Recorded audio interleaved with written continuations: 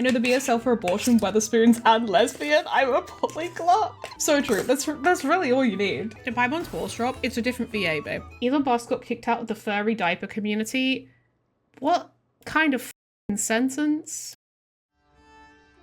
Hey you, do you know what happens to people who go sneaking about where they shouldn't? I guess I'm finding out right about now. Look, this is all a bit new to me. I'm still learning the ropes. How about you give me another chance? Yeah? Just give me one more chance. I promise you, you won't catch me next time. Did you take a knock to the head? We're not letting a single one of you thieving rats escape. Listen, that girl's probably run off with everything by now.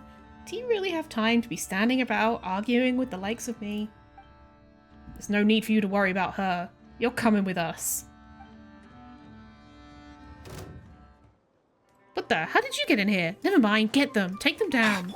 I'll be on my way. No need to see me off. I just wanted the fucking statue, bro. Quietly now. Let's go. Oh. I say, let's end the verification of this batch of supplies here. I mean, there haven't been any major issues anyway. That won't do. It's our duty to follow the regulations. Confirmed. No issues. I knew there wouldn't be any. Can we go now? Let's go.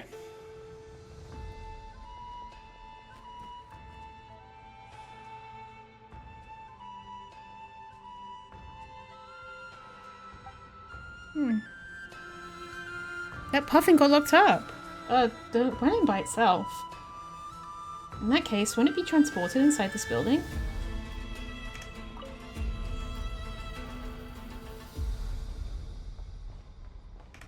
Sure, let's go. What could possibly go wrong? Ooh. Roller coaster!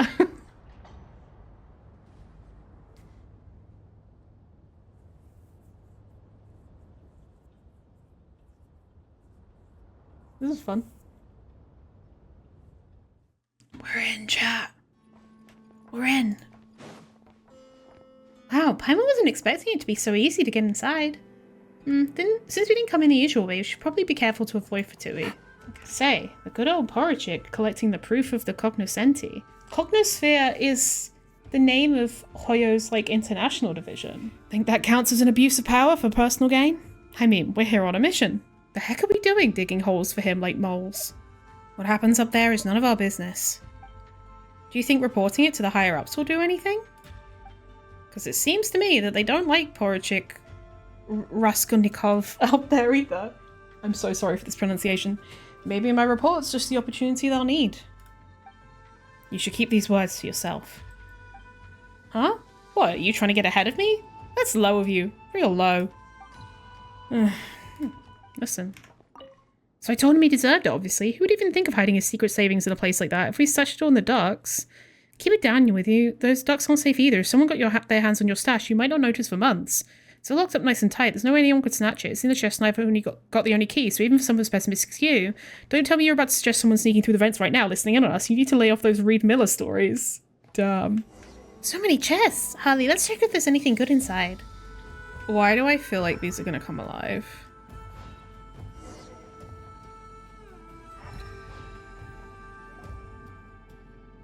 They're all empty. This is the only one left. We've looked up and down and haven't seen hide or hair of that thief. Where in the world could she be hiding? Maybe she's gotten what she wanted and already made the big escape? That's not going to look good at our monthly reports, let me tell you. Or Porachik Raskolnikovs. Someone's approaching. Let's hide. That container looks like a good spot.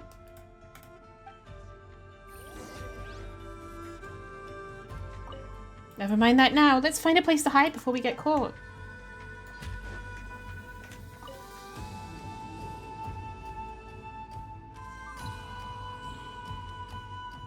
Quick, Harley, scooch over a bit. Make some room for Paimon. What are you doing? Oh wait, that's not Paimon. What are you doing? Uh-huh. For some reason, the container seems to already be occupied. It is also clear that the current occupant is most displeased to have uninvited guests. Holly, are you okay? What the? What hole did you crawl out from? Look, isn't that the thief we're looking for? She's cute. Give it back. That's my treasure. Give it back. What treasure? We didn't touch anything. We haven't even opened the last chest. Do you take us for fools? Putting on this uneven spoil split act in front of us? We'll take them all in, both her and her accomplices. Huh?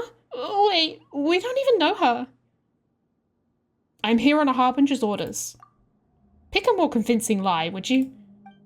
It still makes you a trespasser. We arrest those two. This is all your fault. I was this close to getting my hands on it. Paimon has no idea what you're talking about. Harley, we need to figure out a way to get out of here. Oh no. To get dicey. Installation chimp. Florist? Oh, that was quick.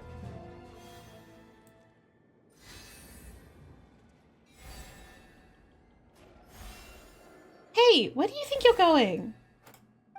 Oh, you weasel. Trying to ditch us. Say what you want. A true master thief only has her eyes on the treasure. I couldn't care less about anything else. That way! Hurry! Go! Stay put!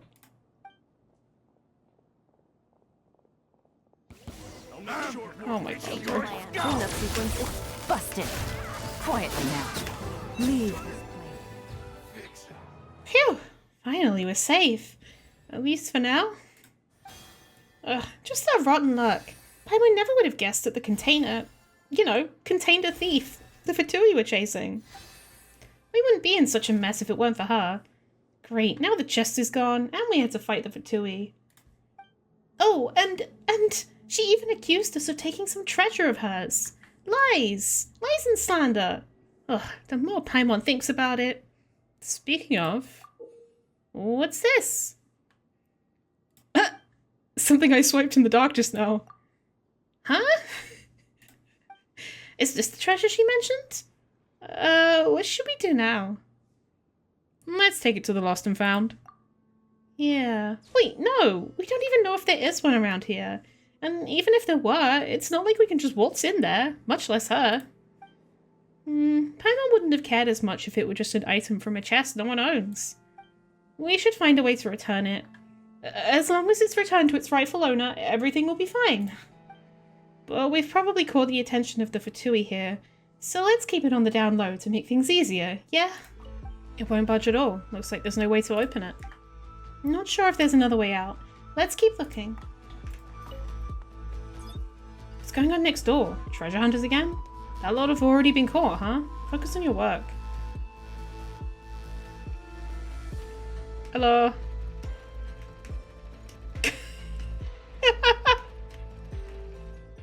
There we go.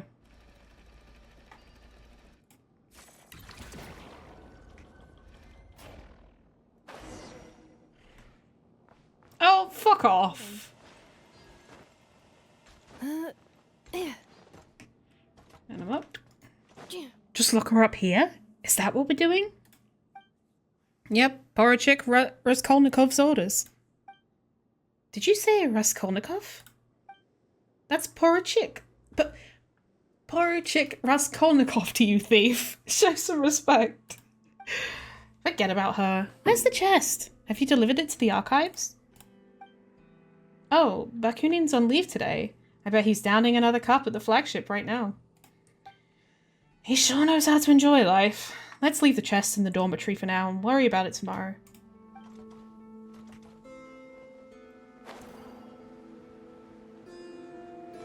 After some effort, you convinced the Fatui guard to go take a break elsewhere. You two! If it hadn't been you, I'd have snagged the proof of cognoscenti and gotten away by now. And you also stole my... Whoa, calm down. Things were chaotic back then, and we didn't mean to take anything from you. And see, we're here to return it to its rightful owner. Anyway, we'll return it to you right now. How should we do that? Since you can see us, we'll just leave it here. You can't be serious. What is this cold indifference you're showing to a fair damsel in distress? If it were Reed Miller, he would have rescued me in a heartbeat. My name is not Reed Miller. Of course you're not. No one in our time is his equal. You're also here for the proof of the cognoscenti, right? How about this? You help me get out of here, and I'll consider sharing some clues with you. I think we'll do just fine without your clues. That's right. We can find our own way. We're very experienced in that department. Huh? Wait, don't go. Then how about information on Raskolnikov? Porachik Raskolnikov. They say he's quite somebody here.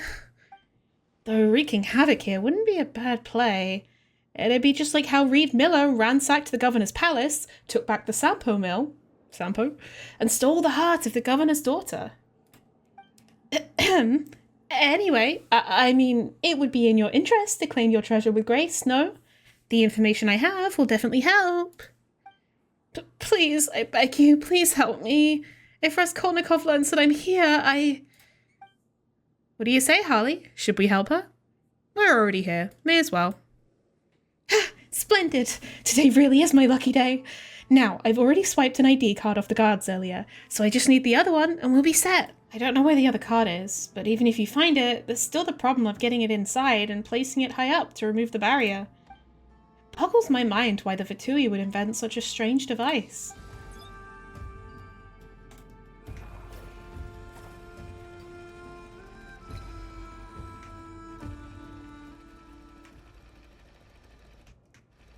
Hello.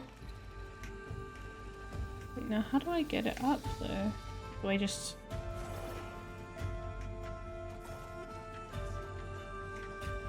Aha. Yes. No? How do I just climb on this? Oh yeah, cool. Nice. Now we can return the stuff we took from you by mistake earlier. I didn't expect it to go so smoothly. I even got something as powerful as the Moonstriders. I'm sure they'll come in handy later. Speaking of, you aren't bad at all. Maybe just a bit shy of Reed Miller's level, even though we look the same age. And is that a chassis Fae next to you? Paimon's not Fae. Paimon's Paimon, Harley's companion and guide. Also, why do you keep comparing us to some thief? We're properly registered adventurers. Eh? Were you commissioned by the Adventurers Guild to come here then? So you weren't. Makes sense. She did say she only told me. Well, this isn't exactly a commission from the Adventurers Guild. Also, why are you getting so nosy? You haven't even told us your name. That's not fair at all. Name? Call me Natochka. This reminds me of, Nichka and Napeka. Soon enough, though, I'll be known as the reincarnation of the legendary thief Reed Miller, heir to the great treasure, Natochka, the thief extraordinaire. My title would leave you quaking in your boots. Oh, I get it. You're just trying to act tough.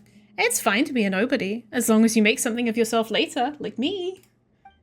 Anyway, you're not here for a commission, and you don't like Reed Miller, so why are you interested in the proof of the cognoscenti? Ah, is this about the great treasure? No romance or destiny involved, just here for the loot? My destiny does not lie here.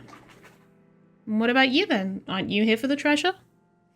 Well, I must say, I kindly ask you to return the Sampo Mill and all other ill-gotten gains stolen from the Frostmoon Scions right this instant. Remember, Nodkrai is our Elysium, and we need neither gods nor pompous lords here. Wow, what are you doing? Haven't you read the legends of Reed Miller, thief extraordinaire? Never mind, of course you haven't. I mean, who wouldn't fall for him after reading that? I came across this book when I was still in Novokiteshgrad. From that moment on, I knew my mission. Upon my arrival in Nasha Town, the very first person I met gave me a clue regarding the proof of the cognoscenti. That's destiny for sure. Just as the oppressive, greedy governor here stole treasures from the Frostmoon Scions all those years ago, the Vitui now have seized things that don't belong to them. I must retrieve the proof of the cognoscenti from them and find Reed Miller's great treasure, so that his name, now forgotten, will be held in esteem once more throughout the world. So you're a diehard Reed Miller fan? There's nothing wrong with that. And just like how Reed Miller had his trusty companions Shadow Weasel and Wagtail, your unexpected arrival must also be fate. Otherwise, I'd probably still be stuck there, even if you hadn't taken my treasure. So what exactly is this treasure you're talking about? It's a thief starter kit that someone sold me at a heartbreaking discount. However, none of the doors here have keyholes, so it's completely useless. That person was like a prophet from the old tales. She seemed to know everything about me and my intentions at first glance. Not only did she prepare everything I needed, but she also pointed the way forward for me. Just for me. Even Paimon wouldn't fall for that. What do you mean even Paimon wouldn't fall for that? But you're right. All that heartbreaking discount and exclusive information stuff sounds like a scam. Wait a minute, did you get all your intel from her? That's not reliable info at all. It can't be. She was so sincere, there was no way she was lying. You just haven't met her yet, I think. When we get back to Nasha Town, I'll introduce you. As for Raskolnikov, well, Porochik Raskolnikov, I do know him. We knew each other back in Novokitezhgrad. Yep. But never mind him for now. We just need to find the proof of the cognoscenti. So let's get moving. It's like we're Reed Miller, the thief extraordinaire, and his two sidekicks, Shadow Weasel and Wagtail, come again. Then I'll be Reed Miller. No way! I was here first, so I should be the one playing Reed Miller. Paimon is the most unique character amongst us, so it makes perfect sense for her to play Reed Miller. Ugh, what kind of roleplay is this anyway? You're right, it is quite juvenile.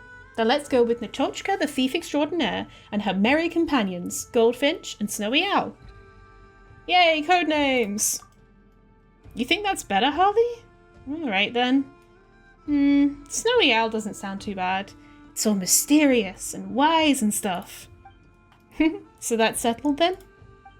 Now we can focus on finding the proof of the cognoscenti. Earlier, I heard that the chest was sent to the dormitory. Those two Fatui didn't follow Raskolnikov's orders. They're definitely in for big trouble. He's always been a meticulous guy. Everything has to go exactly as he plans. You could call him a perfectionist. No matter what trouble comes up, he always manages to handle it methodically. Some people really admire that trait. Anyway, enough about that now. We've got that proof to find.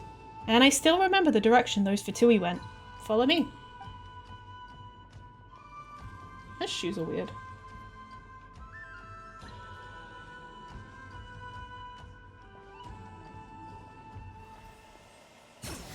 Oh, she's off.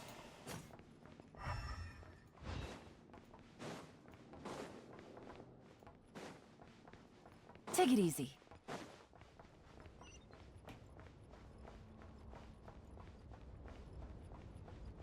Lit. Natochka, are you sure it's this way? It looks dangerous. Trust me, this is definitely the right way. Besides, isn't sneaking across rooftops what cool rogues do? We need to keep our voices down. Don't worry, Snowy Owl. I'm here with you. Let's go. Yeah, she has weird shoes. I'll leave the one on the right to you, Goldfinch.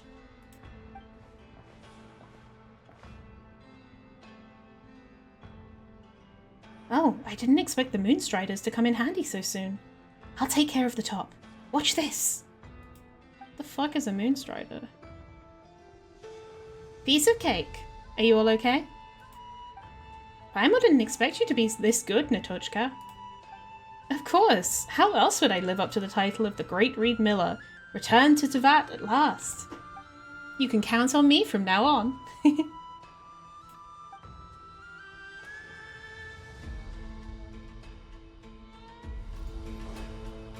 Damn, she just be jumping, bro.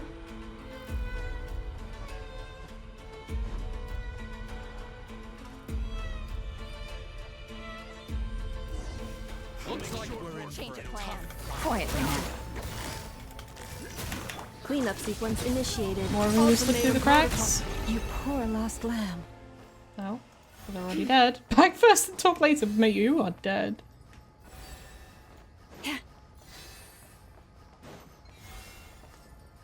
It's just down here and inside.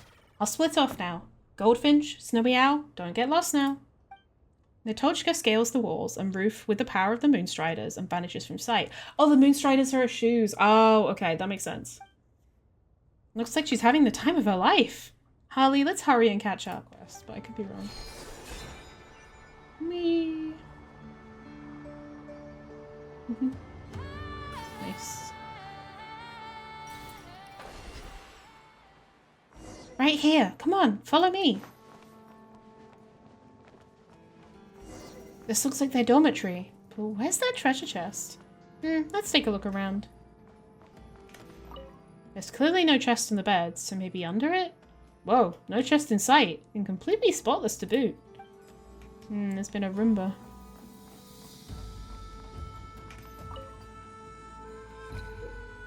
Whoa, a floor plan! Did we really just get our hands on some top secret info this easily?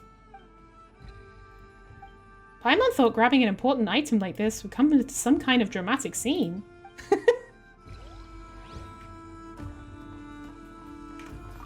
A container that is just here for some reason. Reminds me of the time Natochka, red as a beet, pushing us out during our previous attempt at hiding inside one.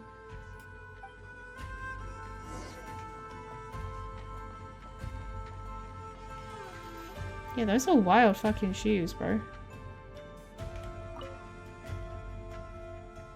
It seems the proof of the cognoscenti isn't here.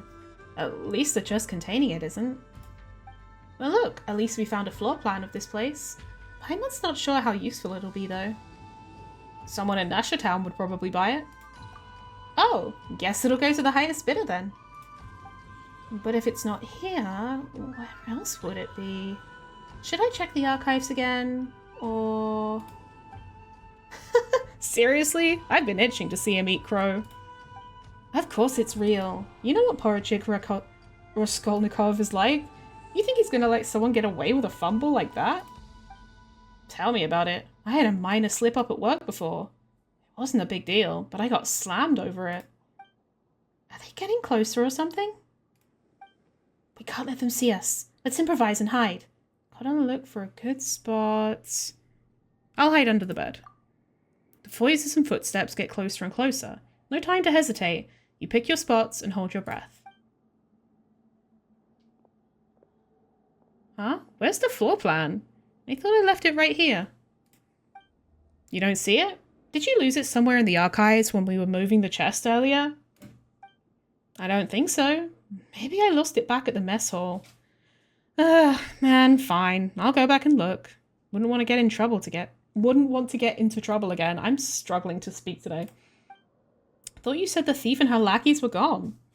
For all you know, we'll soon have Dubbits little crooks peddling copies of the floor plan up and down Nasher Town. Don't scare me like that. That's it. Let's split up and look for it. The voices and footsteps fade away. You carefully exit your hiding spots.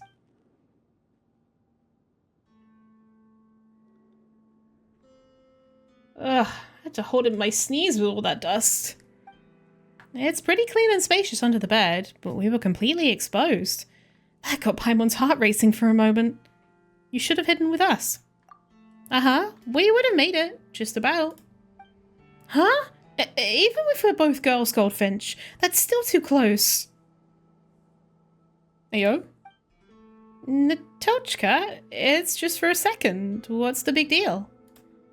In any case, keeping a polite distance is only proper. It's about etiquette, I'll have you know. Aren't we intimate companions? Intimate? Paimon doesn't think we're intimate yet, but we can be considered companions, can't we? We're role-playing companions, if nothing else. That we are. Well, Goldfinch and Snowy Owl are ready here.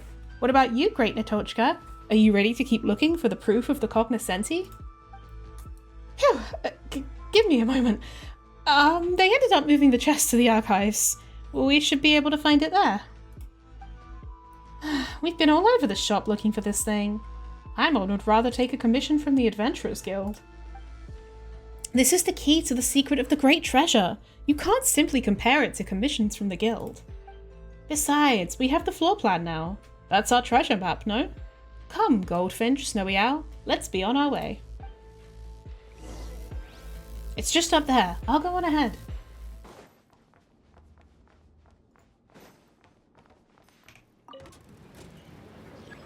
Off to the archives.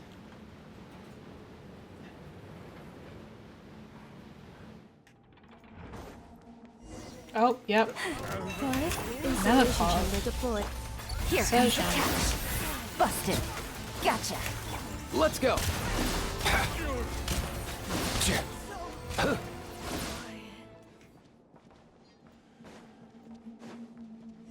Paimon's got a bad feeling about this. We're not going to come up empty-handed again, are we?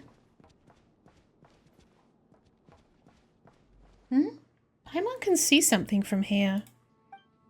Looks like the disposal workshop. It's on the floor plan too. I guess this is where they get rid of defective products. Look up, I think I see something. Zoom in on the scene. It's Raskolnikov and the chest. Sir, the proof of the cognoscenti has been recovered. Good work, you've done well. Rest up before the next assignment. Ah, and let's have nodkrai hot dogs for dinner tonight. Wait, why did Paimon get so caught up in acting? Looks like you're both masters of disguise and infiltration, Goldfinch, Snowy Owl. You sure are reliable partners. However, it would be better if you were both more committed to playing the characters, in terms of speech and mannerisms. Huh? What are you, a film director? That's asking way too much. Huh? This is nothing What is this angle? This is nothing compared to what's required of ballet performers. So you watch ballet? Paimon thought you only watched... Wait, that's not the point here. Anyway, let's put the roleplay aside for now. We can pretty much confirm that the guy called whatever has retrieved the proof of the cognoscenti, right? By the way, why are the Fatui collecting the proof? Are they also interested in the great treasure? Could they be in the middle of a financial crisis? That's what happens when you spend money recklessly. It's hard to imagine that the Fatui would take interest in the great treasure because they're out of funds. Is this that Raz guy's personal interest then? Wow, asking his subordinates to find treasure for him, that's living the dream. Ugh, yeah. Reaping the fruits of other people's labor while lounging on a comfy chair. If it's the Raskolnikov I know, he wouldn't do this out of personal interest. In fact, he doesn't have anything that could even be considered a personal interest. There must be some motive. The only thing he's interested in is getting ahead of the game. So maybe he plans to bribe his superior using the great treasure. Come to think of it, Paimon never asked. What exactly is your relationship with that guy, Natochka? It's unusual for a thief to know so much about a Fatui officer. What is this angle? We just knew each other from before. We're both from Novokiteshgrad.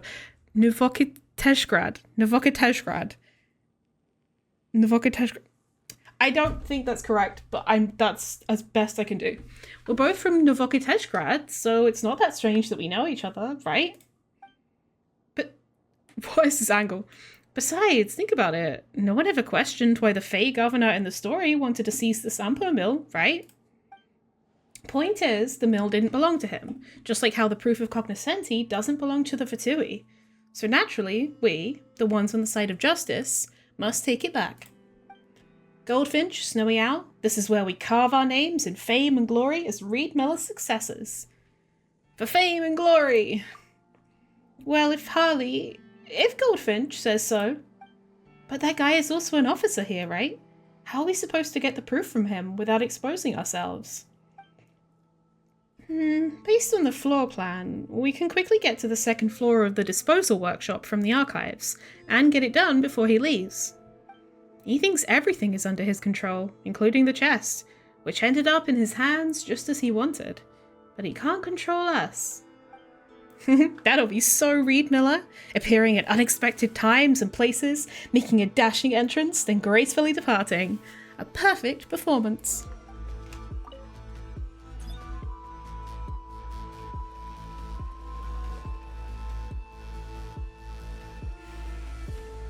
Is this cleaning bot on the fritz or something? He's getting suspicious. Better think of something quick.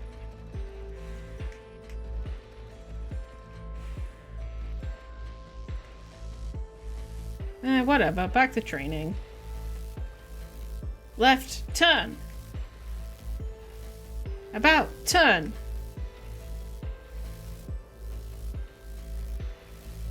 Right, turn.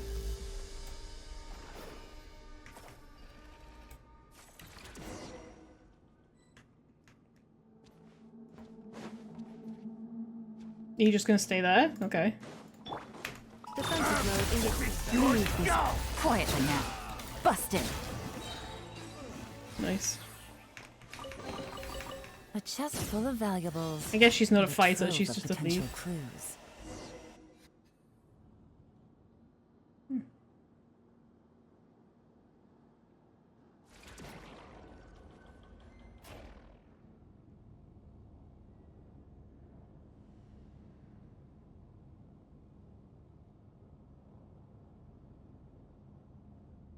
Huh? How did we end up on the other side? We followed the floor plan exactly. Do ants in a maze know that they travel along predestined paths? I am surprised that you took the bait without a speck of doubt. You've fallen right into my trap, little thief. Raskolnikov. It's Porochik Raskolnikov. It's been a while, Nitochka. I never expected Police Chief Stalinov's daughter to end up playing thief in this godforsaken place. Police Chief's daughter? It seems these two playmates in your game of house don't know you very well. Not that it matters. I must say, your little farce helped me root up quite a few deceptive, two-faced subordinates. Organization members who fail to execute orders to the letter should be terminated immediately. Bruh. Never mind Natochka's background. We've met lots of odd ducks. So what if she's the police chief's daughter? Snowy Owl. And all that talk about executing orders to the letter. You're all just moving a chest back and forth. The one giving nonsensical orders is the real weirdo here.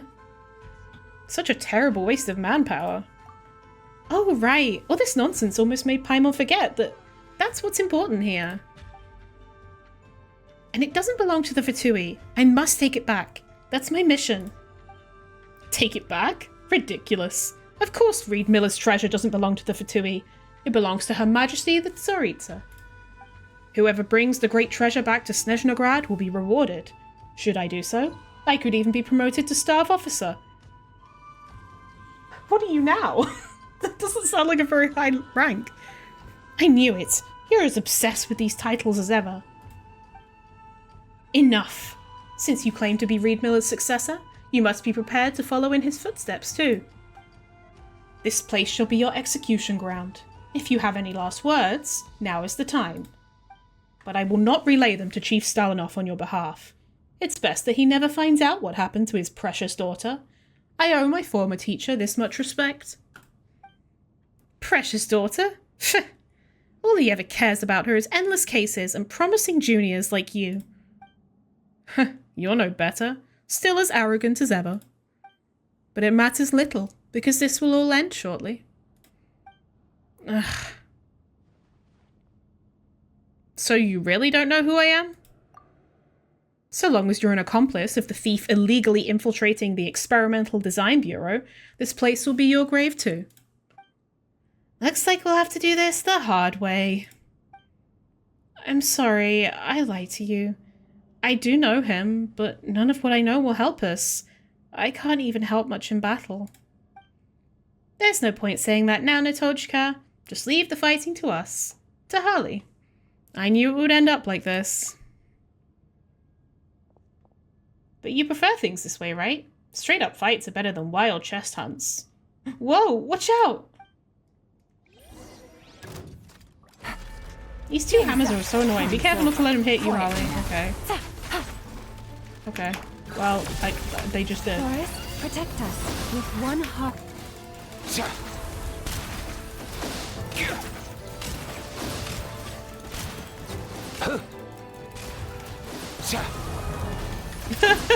Wait, the hammer got the enemies.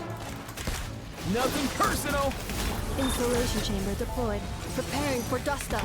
You poor lost lamb. Things are about to get dicey. Oh. Rats scurrying everywhere. Take this. Big guy could looks like bad news. We could have one of the hammers hit it, maybe. Gotcha. Or I could just kill it. Leave this place. Looks like they're powered by Kubaki. What are you? Oh, did I do it? Goldfinch, just a little longer.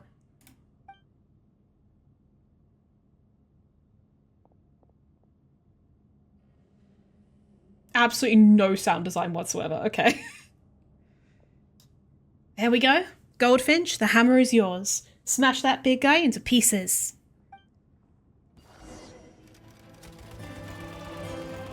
Crush it with your hammer. Oh shit. Ah, get fucked. Cleanup sequence initiated. Oh, I can just do damage to it now? Okay, yeah. You're right. Quietly now. Gotcha. Here comes the catch.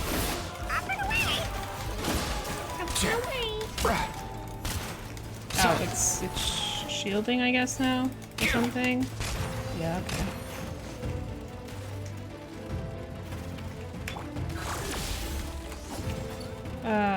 Now what? Crush it with your hammer? Okay. Nice. Nicely done. One more time.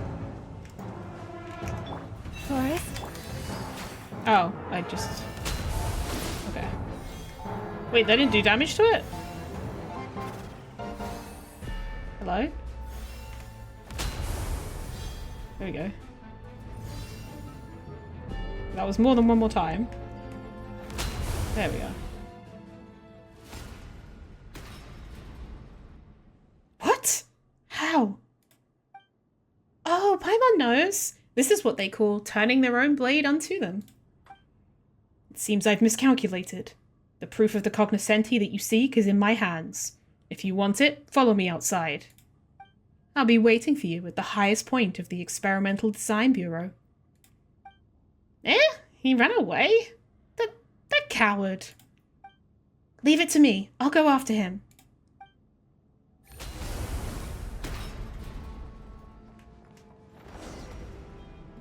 Second floor, okay.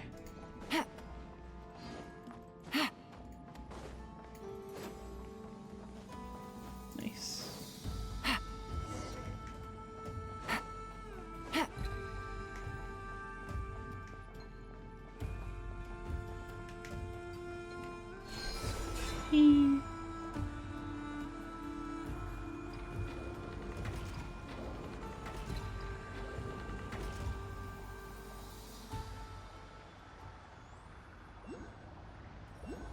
Oh, hell yeah.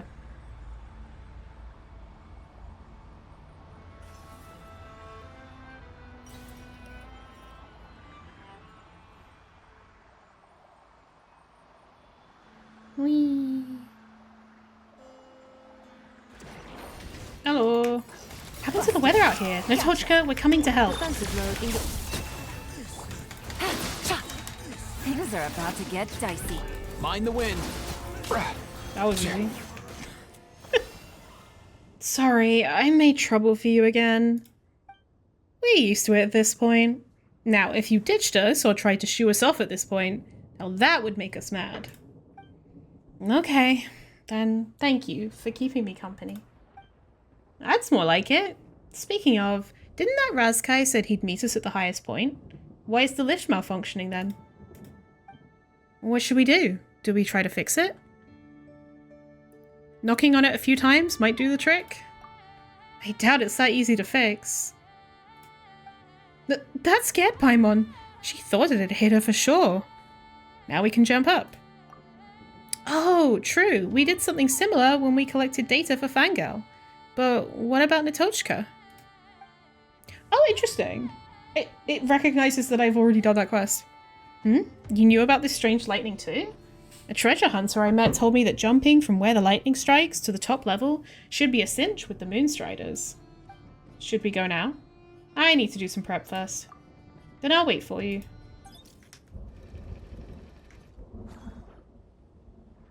Everything should be fine now. Let's go. Then I'll be off. Don't fall too far behind.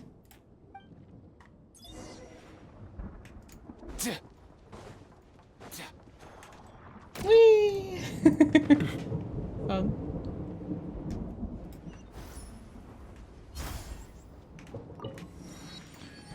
That guy's probably just hoping we give up. I mean, like, oh, I'm going over here. Catch me if you can. Finally made it up here. He's alone? Paimon thought he ran so fast because he was going to call for reinforcements. An ambush, perhaps? Ah, how despicable. I'll fight with you. If you want the proof of the cognoscenti, you must defeat me first. That is, if you can. Okay. Initiated. Ultimatum protocol. Quietly now. Okay, he's got a decent amount of HP, actually. Game's up. Fun's over. Not enough for me, though. I know.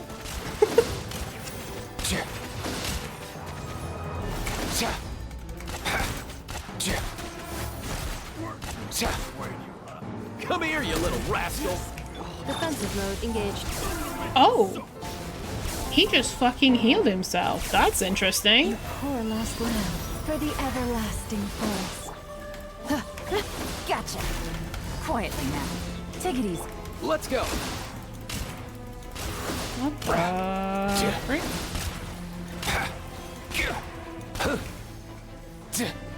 Insulation chamber deployed. Preparing for dust up. Things are about to get dicey. Busted. Mind the wind.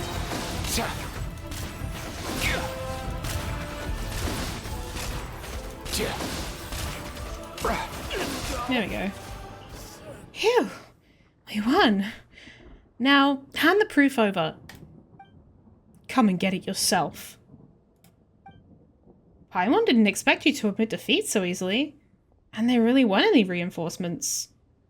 Things going so smoothly makes me uneasy. Could this be the trigger for an even bigger trap? Didn't you say you'd get promoted if you brought the great treasure back to Snezhnograd? Why are you giving us the proof so easily? When did I ever say that I would be the one to do that? Keeping the proof at the Design Bureau will bring nothing but trouble.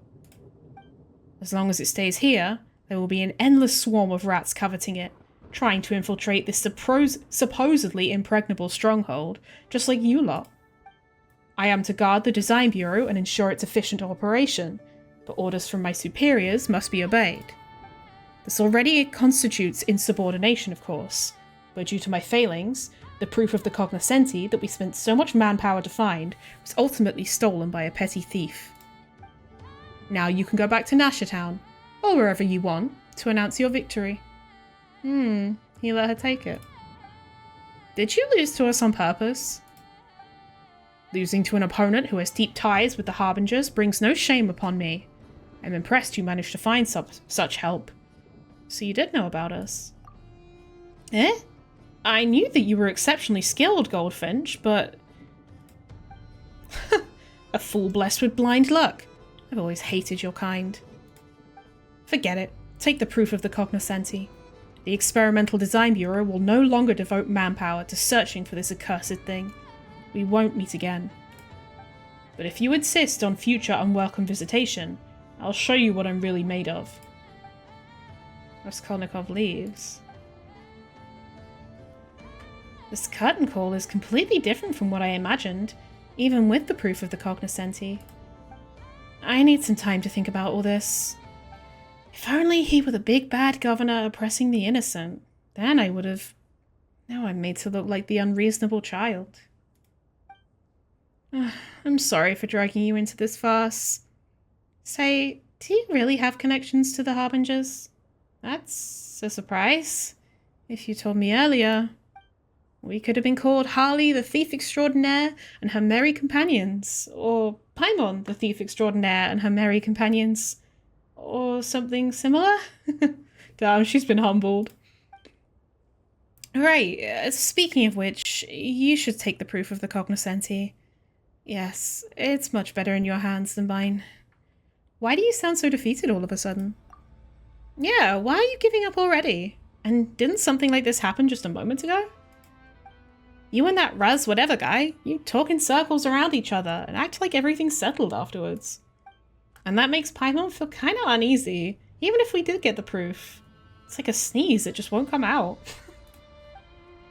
I just suddenly realized that compared to Raskolnikov and all of you, I'm just an insignificant character in the story, like I've always been. I wish I could become Reed Miller, a true protagonist with an adventure to call my own. Someone who can claim the spotlight and receive the adoration of all. So I told myself that it was my destiny to become Reed Miller's successor. To turn my fantasy into reality, I came here in search of clues about the great treasure. Back in Nashertown, Hidimbi gave me some clues on the proof of the cognoscenti and said I was special, that she had chosen me. I was so happy at the time. But now that I think about it, how could I possibly have been the only one? She must have had other motives. All that talk about being Reed Miller's successor, about destiny and mission, they were never meant for me. I'm still just a pebble by the roadside, worthless and unnoticed. You write your own story. Yeah, how does that saying go? Everyone's the protagonist of their own story? So what's wrong with us being Natochka the Thief Extraordinaire and her merry companions in your story? But like we agreed, Snowy Owl is the character who embodies wisdom and beauty, and who's just the slightest bit mysterious. It's a role made for Paimon. As for Goldfinch, she can be the beautiful and cool character. I envy you, Paimon. I wish I could think that way. Do you have any tips on finding happiness? Well, Paimon's happy just being with Harley. Whether it's eating chicken mushroom skewers in the wild, or feasting in a fancy restaurant, it's all good, as long as it's done with Harley. So if I want to be happy like you, Paimon, I'd need a companion like Harley. That doesn't sound right. Why do you always have to imitate others, Natochka? You just have to be yourself. Everyone has a chance of becoming Reed Miller's successor, but only you can be you. But if I'm just being myself, would I actually deserve it? To be a brilliant character in people's eyes, or a special someone? Hey, why are you still going on about this? It doesn't matter what others think. Paimon doesn't get why you keep worrying over it. Even if you're not someone's special someone or a big name, you can still be happy. So you think none of that matters? That's really broad-minded, Paimon. Broad-minded? Yeah, that's right. That's the secret to happiness. Paimon can drop insightful lines too. Well, since you think none of that matters, then... Harley, would you become my best companion? I don't expect to be your special someone, but... Wait a minute. Best companion? That won't do. That title belongs to Paimon, right? Harley? You talk the talk, but can't walk the walk, Paimon. Natochka, are you making fun of Paimon? Since you're already feeling well enough to joke around. And here Paimon was, just a tiny bit, worried about you. Quick, say thank you to Paimon. Thank you, Paimon, and thank you too, Harley. Snowy Owl, Goldfinch, you're both my dear companions. By the way, what are your plans after this? And the proof of the cognoscenti? I'll let you take the proof this time. You've earned it. But if we cross paths elsewhere in the future, don't expect any mercy from me, alright? Oh, so we'll be rivals next time we meet? The two of us are formidable rivals to have, you know. It's a shame we can't become best companions, but I'll work hard to become your greatest rival instead. Just you wait and see. Oh, discovered Raskolnikov. A goblet lavishly adorned. It is said to be a keepsake from Reed Miller, the founder of the Treasure Hoarders. We've Nexa cognoscenti's intoxication. Legend has it that once upon a time, the master thief's wineglass held the world's best wine. It is also said that it once also contained the filthiest, most bitter rotgut, as well as tears, that one might glean from the alleys. That was a time when the black, bloody rain was slowly becoming a terrifying legend, when the Torchforger had pleaded with Snezhnaya's new mistress for amnesty for the borderlands. Oh, would that be, the Tsaritsa? Perhaps out of gratitude for the Tsaritsa's mercy, the master thief no longer chased the wealth of nobles who had fallen from grace. Instead, he assumed countless identities, seeking to soothe the people's sorrows with song and wine. Legend has it that the master thief who took off his silver mask had a face as beautiful as any Snowland fae, and thus he moved through the banquets of the nobles with effortless grace, yet could lounge amidst plebeian revelry with easy abandon, spinning the same electrifying legend for the two equally hollow and unremarkable sorts of people he encountered. Sing for this time of free-flowing wine, my beloved fae! Sing for the crown destined to rot, and for the name of the immortal thieves. Make off with all the tears of sorrow in the world, and kiss the gods with a mocking smile. Not for pleasure, not for authority, but for a lover's radiant joy. From lovers' whispered pillow talk to drunkards' agitated shouts, the tales of the thief extraordinaire enchanted all who heard them. So the legend grew, until the singer and the subject of the ode blurred into a single riddle, passed from poet to poet across the wearisome nights. Can't see Novokiteshgrad from here. About Novokiteshgrad. I felt stifled while I lived there, but now that I've left, I find myself missing it. This is the first time I've been so far from home. I thought there would be plenty of fae living in other places too, like back home. Even Snezhnograd has its fair share of them. But then I ended up in Nodkrai, and haven't even seen a single one of them. Paimon also said she isn't fae. It's got nothing to do with the climate here, right? That's interesting. Obviously there's Flynn's, but there's no snowstorms here, and you won't be left without options if you're caught without a stove in the wild. Oh, and I even saw someone drinking liquor from Novokiteshgrad in Nodkrai. We're known for our liquor industry as much as our mining industry, but still, seeing stuff from home makes me sentimental. About Raskolnikov. Ah, him. He used to be the best and favourite student of my father's. I guess he's made a name for himself now that he's with the Vitui. I used to admire him too. I wanted to be like him. But I guess no matter how hard I try, I can never beat him. I used to think he didn't care about me at all. But this time, I could feel his hostility. I wonder why. And that comment about me being arrogant? No idea where that came from. I wouldn't forget you when there's money to be made. The intel's solid, but we might have competition. It's at Blue Amber Lake. I'll scout ahead. You bring backup. I'm in dire straits right now, so I might not be able to give you your usual cut. But I swear, I'll pay you back double when things get better. Pretty. This looks very cool. So it's a tragedy, isn't it? He gave up the reward, and when he returned home, nothing was the same. Why tell the story of a fool like him? If it were me, I'd have stayed on that island. Apples aren't my favourite, but that'd hardly be an issue. Looks like we have new friends joining us. This is a nice place to rest. Are you all telling stories? More people. Damn. Jorik, be nice. Sorry, he's probably feeling unwell. Been like this since we left Novokiteshgrad. Why do I always struggle on this? Novokiteshgrad. Let us introduce ourselves first.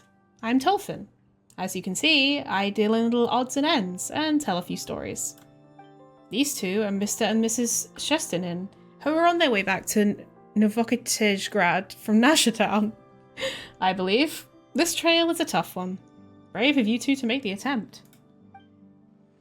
We have our reasons for coming here, but that's personal and a long story, so let's leave it at that. It's our turn now, right? Paimon's Paimon, and she is Harley. We're adventurers, just passing by. Oh, then you must have heard of Reed Miller's great treasure. They say that the key to unlocking its secret lies within the 5 proofs of the cognoscenti. Treasure hunting is in the blood of an adventurer. Speaking of that, I have told many stories about Reed Miller, and I was fortunate enough to lay my eyes on a proof of the cognoscenti. Well, we have one. One of them was even found by my friend.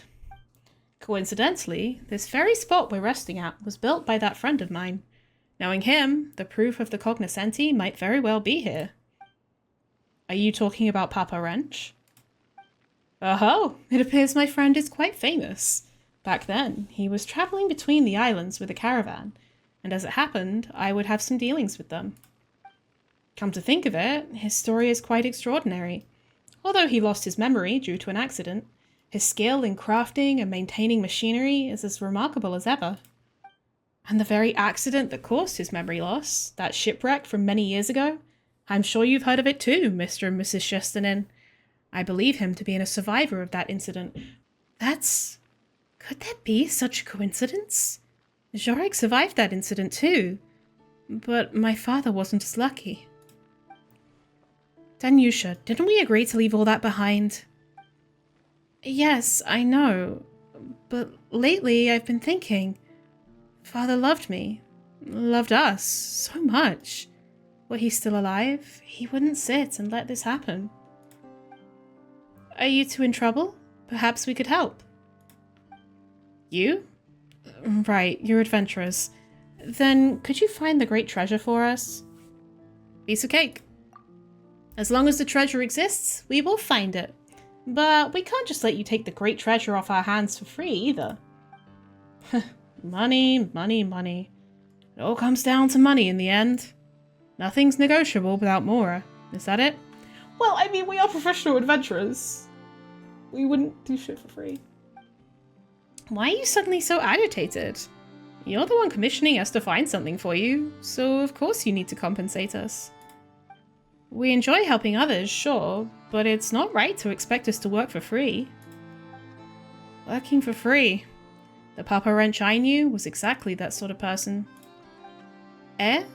But how would he make a living like that? He was lucky that the caravan leader looked after him. If it weren't for that, I don't think he would have lasted so long. He only charged nominal fees for making and repairing machinery. Sometimes he even did it for free. He did the same when it came to teaching others about machines, sharing his knowledge without reserve. The children in the caravan loved him too, because he had endless stories to tell. Though I should clarify, I could go toe-to-toe with him on that. Too bad I didn't prepare candies for my audience like he did though. His little listeners were, without exception, all captivated by the sweet candies and fantastical stories. Now you've gotten Paimon all curious about meeting him. It must have been fun listening to his stories. Oh, Paimon wants to hear about how he found the proof of the cognoscenti. Unfortunately, he's no longer with us. Huh? But you were saying... He built all the mechanical devices here for a child called Tinette. She was rendered eccentric and hard to get along with by an illness that tormented her. It took Papa Wrench quite some time to get close to her too. These devices were originally made to make her happy and fulfill a small wish of hers. But that poor child didn't make it. After that, Papa Wrench also passed away from his chronic illness and overwhelming grief. How do you have so many sad stories to tell? Madam, you're mistaken. Other than tragedies, I also have plenty of stories about righteous bandits robbing the rich to help the poor, and tales of underdogs getting their revenge to share. But for now, perhaps the two of you could provide some story material. How about a family-friendly treasure hunting tale? The treasure in this case would, of course, be the proof of the cognoscenti that Papa Wrench left behind. He once said that, should he pass, all his belongings would be mine to handle as I see fit. I'm sure he wouldn't mind a couple of adventurers taking it in exchange for a great story. After a thrilling adventure by the mirror-sheened Blue Amber Lake, the two adventurers find the treasure at last. Cliché, perhaps, but a captivating evergreen tale nonetheless. What do you think? In that case, we'd be happy to. But, rather than our story, could you tell us more about Papa Wrench later? No problem. Like I said, all the mechanical devices here were built to make Tinette happy. According to Papa Wrench's vision, Tinette would need to go on a quest like a true adventurer. She'd have to collect lots of stellar fruit, deliver them to Sergeant Octopus, and pass the trial to awaken Colonel Iron Whale. Then, the proof of the cognoscenti would be her reward. That's all the hints I can give for now. If you two run into any difficulty, just think of this as extra spice in our story. It's alright, Papa Wrench wouldn't make anything too tough on purpose, right? This should be way easier than those mechanisms in the ruins. Alright then, show me what you're capable of.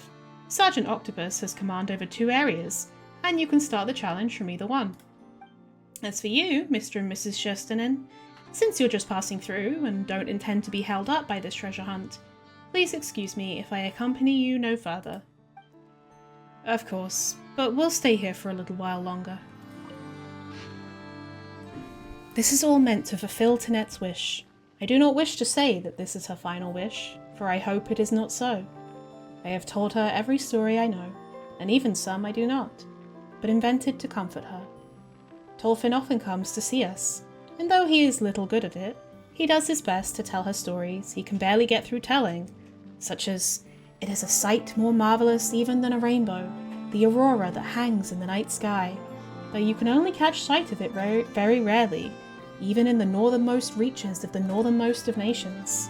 They say, you know, that you will find treasure at the end of a rainbow. What great prize, then, awaits those who can climb the vivid satins that come rolling down from the very heavens?"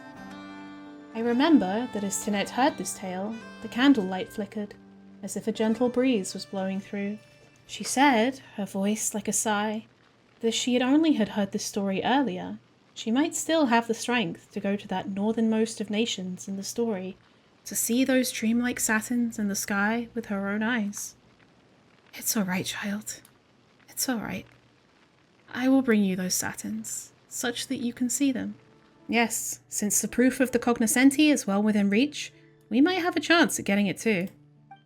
It may not be as valuable as the great treasure, but it's an essential key for those who covet said treasure. Yes, you're right. I think we could perhaps use it to buy ourselves some time to turn things around. Jorik, are you listening? I'm listening. You're right, you're right. However, stellar fruit only grow near Blue Amber Lake, and the climate here is indeed very different from everywhere else. The atmosphere in the air is beyond words. You need to deliver enough stellar fruit before Sergeant Octopus will reveal the trial's contents. Well, since this is a fairy tale, I suppose it doesn't really count as bribery.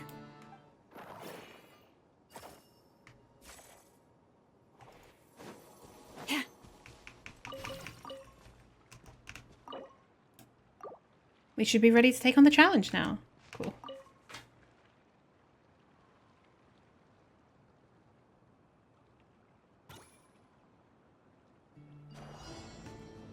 Alright.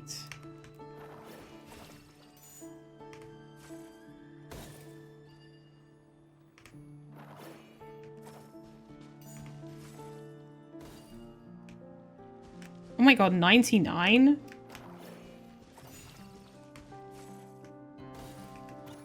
Oh, whoops.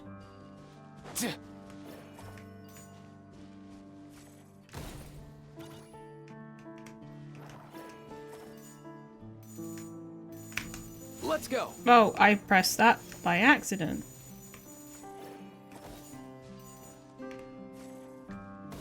I'm so bad at pressing T properly. I always press R by accident or like E or something.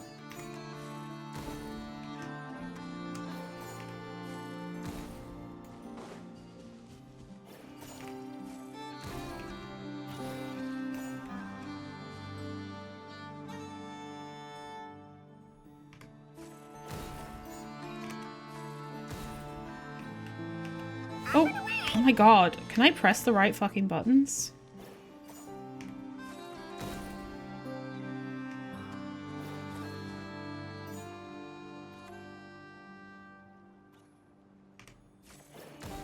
Hey, let's go.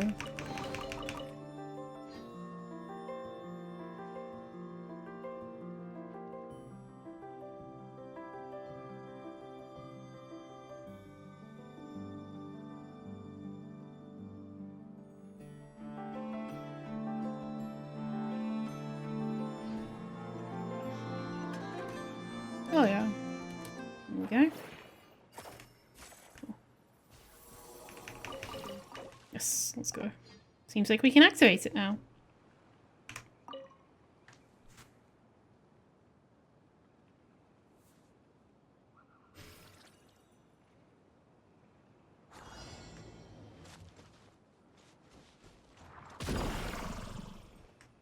Yeah. Yup. Huh? Accelerating. Ah.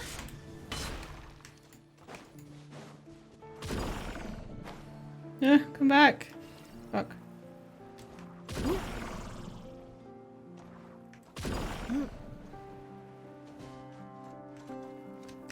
Yup.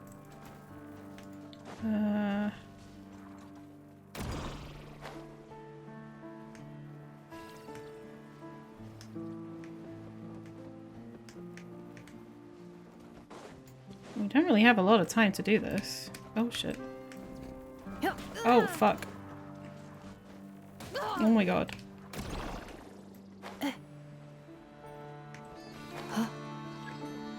A large number about to appear, okay. Oh fuck.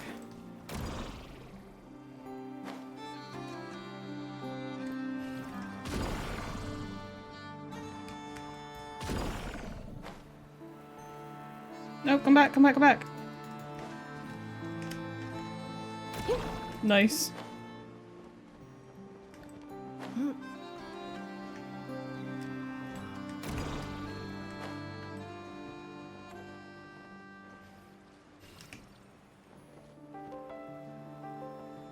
Oh, what? They disappeared? Okay.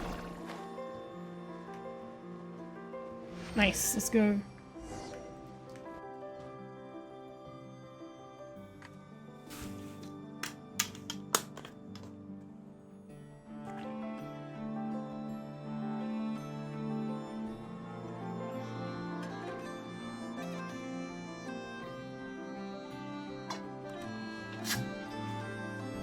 What have you done? This thing's moving, but how do I operate it? It seems the device for awakening Colonel Iron Whale is missing some parts. That figures. Even guarded treasures are coveted by others, let alone unguarded ones. So the proof of the cognoscenti. The treasure is hidden here? It's certainly nearby, but... why don't we just take it apart then? It's little more than a pile of scrap anyway. This way, you won't have to play this little game of pretend anymore. Why not just make things easier? That's certainly one way to go about it. Hey, that's... Paimon doesn't think that's right. Papa Wrench poured his heart into this after all. If we can just find the missing parts... if we're talking about spare parts, I might have some leads. Wow, are you really giving us clues just like that? It's not unusual to receive aid from mysterious characters and stories, right? I wonder if he's Papa Wrench. Mr. Chesterton, if you're also interested in the treasure's whereabouts, it's not too late to join us. Ha! I'm a collector, so of course I'm interested in the proof of the cognoscenti, but I won't play along with your childish games. Or you can certainly try to challenge Colonel Iron Whale your way. Let's see who can locate the treasure first. As for you, adventurers, please follow me. Just a hunk of metal junk. Damn, you suck, bro. Papa Wrench's workshop is down this way. You should be able to find the spare parts there. Then all we need to do is activate the lift, right? Paimon's got this. Huh? Where's the lever? Ah, a weasel thief. Did it steal the lever? Well, this is unexpected. Don't worry, I'll handle things from here. You? But... Yugen, it's your time to shine. Eh? And where did you come from? It's not that unusual for traveling merchants to have a few clever companions, no? Quickly, let's catch up to it. They're so fast. We need to catch them, Harley. We've been spotted. Gah! Get them! Ah, where'd they all come from? Are they in cahoots with that weasel thief? Deployed. Ultimatum protocol. Leave this place. With one heart, we pray. While this is happening, Yugen catches the lever thief. My hammer.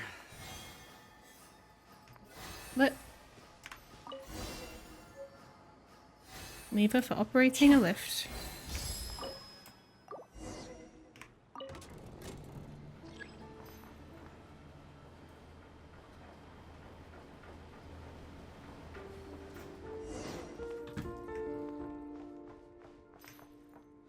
Hi.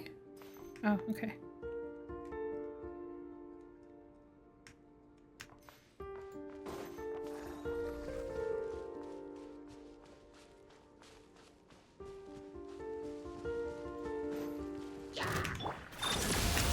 You poor lost lamb.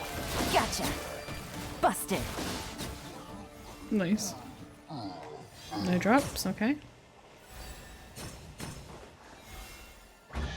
Oh yeah. Treasure.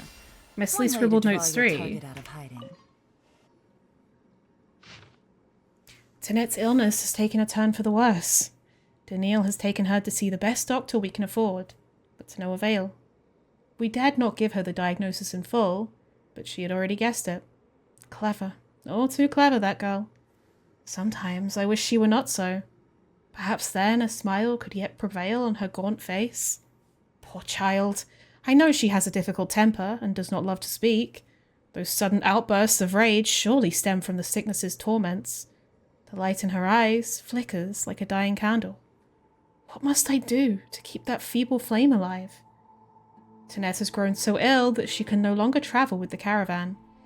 We have decided to make camp at Blue Amber Lake. Here lies an underground warehouse left by Archon knows who, one that contains quite a few so-called legacies of the Golden Age. That suits me perfectly. I have had the underground space modified into a workshop, something that Daniil and the caravan members also helped greatly with. This isn't a spare part. Did Papa Wrench leave this here? So it's like Tolfin said, he stayed for Tanette's sake. I didn't expect Yugen to dig up something like this. But judging by your words, did you doubt what I said? Well, they did come from someone who'd give away a friend's treasure. Huh, when you put it like that, Harley, it does sound suspicious. But Paimon was just playing along earlier, just so you know. We had to see what tricks you had up your sleeve. What are you planning now, bringing us to this place? Best be warned, Harley's super strong. To me, you are both unexpected guests, but great spices for the story all the same. I can hardly thank you enough. Why would I ever mean you harm? Well then, let's keep searching for the spare parts. I really don't know where Papa Wrench left the proof of the cognoscenti, so it's all on you now. Oh?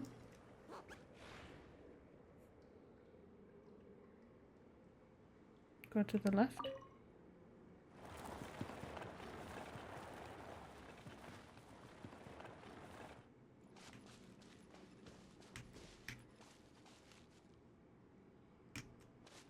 What are we doing now? Oh, found you. Okay.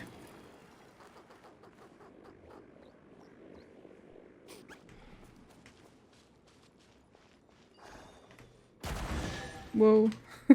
Cool. Treasure. One way to draw your target out of hiding. Huh? What's going on here? It seems Sergeant Octopus isn't feeling well.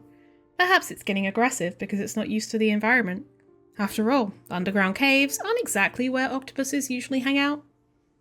I feel like you're implying something here. I've always respected the audience's freedom of interpretation.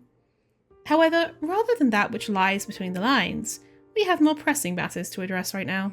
Looks like we'll have to get closer to make it stop. Well then, I'll leave it to you, Harley and Paimon. Should I recite a few silly limericks to set the mood?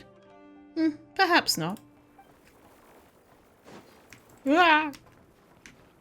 Hello.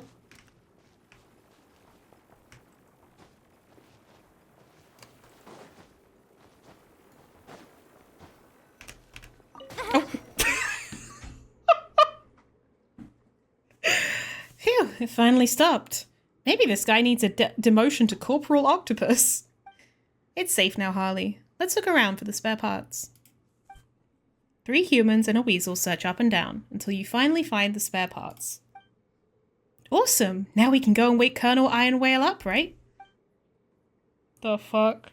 But it's that other guy. What's going on? The path we came from has been blocked. Oh, it looks like this is becoming quite the spicy story. I can't handle spicy food. Don't worry, leave it to Hugin. Treasure hunting isn't all it can do. It's also good at pathfinding. You see? Just follow its lead, and we're bound to find something good. Oh, you're not going to do anything yourself, are you? It's been on us or your weasel thief this whole time. Take it easy. Missly scribbled notes 1. Easy money. Where's 2? Following the caravan to Hisi Island, the people there call themselves the Frost Moon Scions. According to Daniil, they are adherents of the Moon Maiden, and they have an interesting way of viewing things. For example, most of them reject the use of Kuvaki devices, believing that to use them is to abuse their deity's blessings. As such, I did not have to help them repair anything while the caravan was there, and only needed to fix our own machines. To my surprise, a girl of 10 or so came to look for me in secret during a break, and asked to be taught some mechanical principles. Perhaps she was concerned that she would be discovered by others, but she did not give me her name until we were leaving. She was somewhat impetuous, but she has both enthusiasm and talent, and learned the basics I taught very quickly. It's just a shame that the Frost Moon Scions will likely not let her fiddle with machines in public. I left her a few technical manuals that I got through trade with other travelling merchants. Daniil initially thought that these little books could help me regain my memories. I hope she can buckle down and gain something from those texts. I stayed a few days more in Nashatown this time. Come to think of it, this is the first time I've been split off from the rest of the caravan for this long. Daniil and Demian seem to go a good way back, with the latter arranging for my lodgings after only a short chat, right next to his own place to boot. I'll be inconveniencing him until Daniil and the others get back from Snezhnograd, but Demian doesn't seem to mind at all. In fact, he wound up speaking to me about machines quite a bit, starting with the origin of the name Papa Wrench. It's a bit embarrassing now that I think about it, since he clearly picked that topic just so I'd have things to say. I say, it's no wonder he's in sole charge of the flagship here in Nashatown, despite his youth.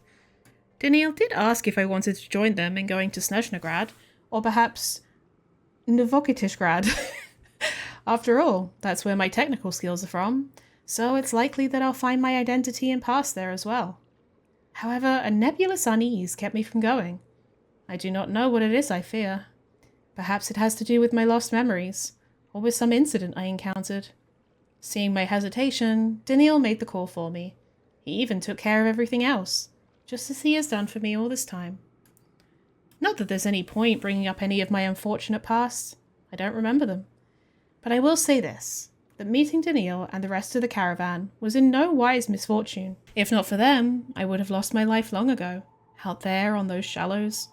They took me in when I had nothing, while I can do so little to repay them. Nashatown is home to many children, though I dare not imagine their circumstances. But then again, as with me, what they might need is neither sympathy nor pity. Indeed, just writing these 2 words almost seems to bring someone's arrogant face to mind. Still, I'm glad that they at least find my stories interesting, though that might be down to the candies I brought. I learned that trick from Daniil, by the way. By the by, always bring a few in your pocket, just in case. Amongst the kids, however, there is one who is more interested in the tools I always keep at my hip than any tale about Snigorochka. When I asked if she'd like to carry one in her hand, how her eyes sparkled. Katya, the Speranza's boss, takes great care of these kids for the most part, and she rather gently gave us space so that I could tell this girl, I know, about the techniques in which I have much skill. I know. The art of communicating with machines. It seems that just as I am lucky to have had Daniil and the others take me in, these children have found a fortune that belongs to them. So I guess, Aino was one of Katya's kids. Even in a world filled with such terrible tragedies, there are so many kind people. I quickly found that Aino is not only interested, but stunningly talented at working with machines. I have taught her how to distinguish the material make of gears, calibrate pressure indicators, and adjust safety valves, and she has proven not only quicker to learn than the rest, but also capable of inferring other knowledge from such lessons. Watching her working away with tools still too unwieldy for her, turning scattered components into intricate devices, I am truly happy for her. She is a diamond in the rough, but even so, she already shines with a radiance all her own. Daniil and the others have finally returned to Nasha Town from Snezhnograd. It's time I packed up my things and made ready to travel with them. A right shame it is that I cannot stay here for longer. I wonder where 2 is. We got 4, 3, and 1. Hope I haven't missed it. Was it here? You find a page of the journal. Aha!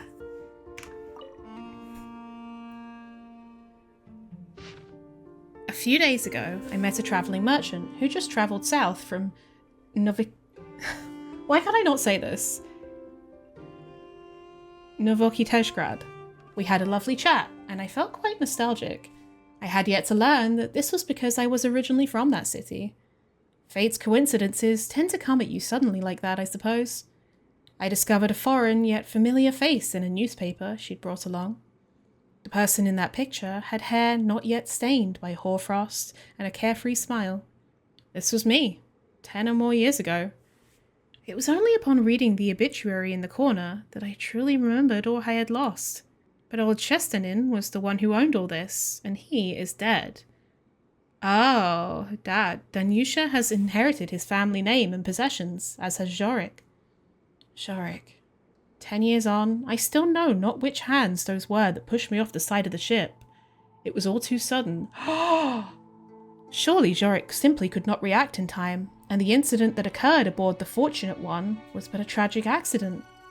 Surely. Oh, okay.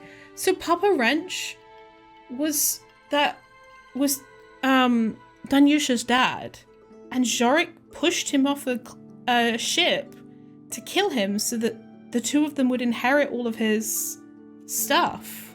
Danyusha, my child, what can I do now to mend the losses you have suffered since your mother passed? Even my attempts at reparation were not to last, for though it was not my intent, I caused you to lose a father also. There's nothing I can do for her now. Surely a visit from a dead man uninvited will not find any welcome. Not necessarily. Like, I feel like she'd want to know you were alive. Same handwriting as earlier. Wait, Danyusha? Zhorik? Is Danyusha Papa Wrench's daughter then? But Paimon thought he fell into the sea because of an accident that happened 10 years ago aboard the Fortunate One. Yugen, you just had to dig this page out, didn't you?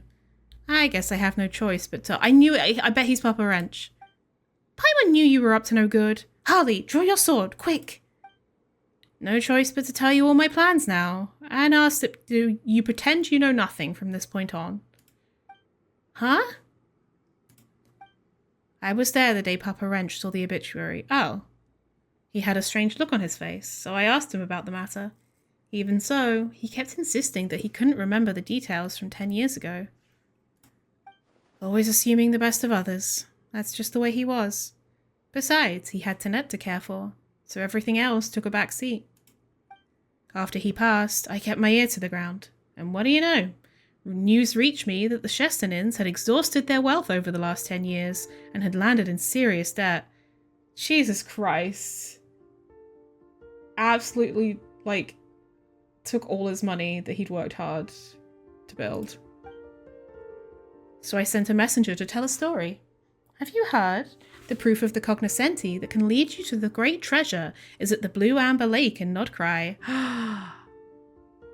Oh, he came to trap him. You were going to give him the proof of the cognoscenti? Technically, it is Papa Wrench, Mr. Chesternin Sr.'s inheritance. As his legal heir, Zhorik has the right to it. I'm not as charitable as old Papa, but I wanted to give Zhorik a chance to prove himself. And that's how the treasure hunt came to be. He's not interested in the story or the setting, but he seems determined to get the proof all the same. It's entirely possible that he might find it before you two. That won't do. Indeed. Therefore, my plan is to ask you to interfere with the process, or should I say, find his keepers, as long as you get it before him, of course. Though if your conscience permits, you can let him find it first before taking it off his hands. Not a terrible strategy either, that. So that's your plan. Paimon doesn't get it. Do you want him to have it or not? And what if we didn't come this way? What was your original plan? A scheme abandoned hardly matters in the present, does it? I have great faith in your treasure hunting skills. When we go back out, please pretend you've heard nothing. It would not do for me to appear biased, after all. After searching for a while... Pat?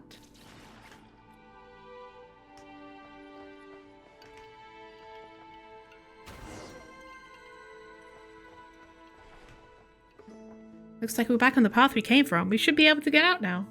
I think the Zhoric guy tried to trap us. So, you found the spare parts? Guess it's up to us to awaken Colonel Iron Whale then. Hehe, we won. The proof of the cognoscenti is ours now. Well, congratulations. But are you really going to activate the device right now? This thing looks like it's been out of use for a while. There might be some malfunction. Mr. Chesterton, are you worried that such a malfunction might hurt one of us? How thoughtful. However, with the treasure within our reach, it would be too much to ask us to simply ignore it. Yeah, that's right. Harley, let's install the parts and start it up right now. Also, interesting that he took his wife's name.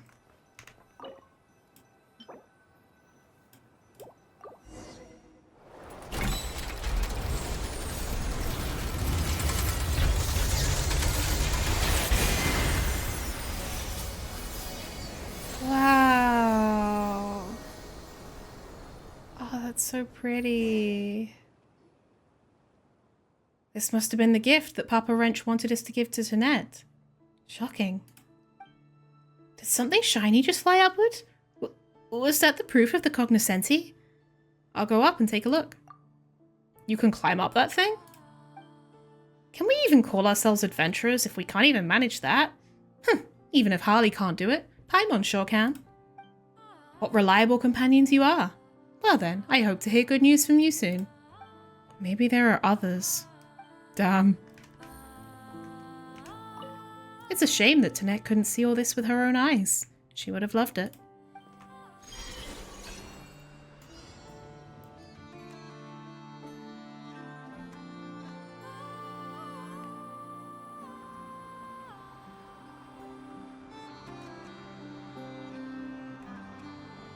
Shiny spotted. Let's collect them, shall we? Wait, how did I...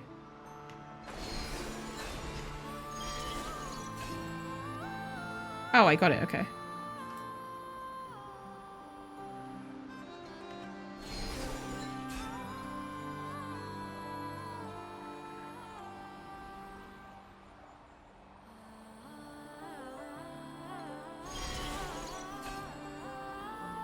This is really cool.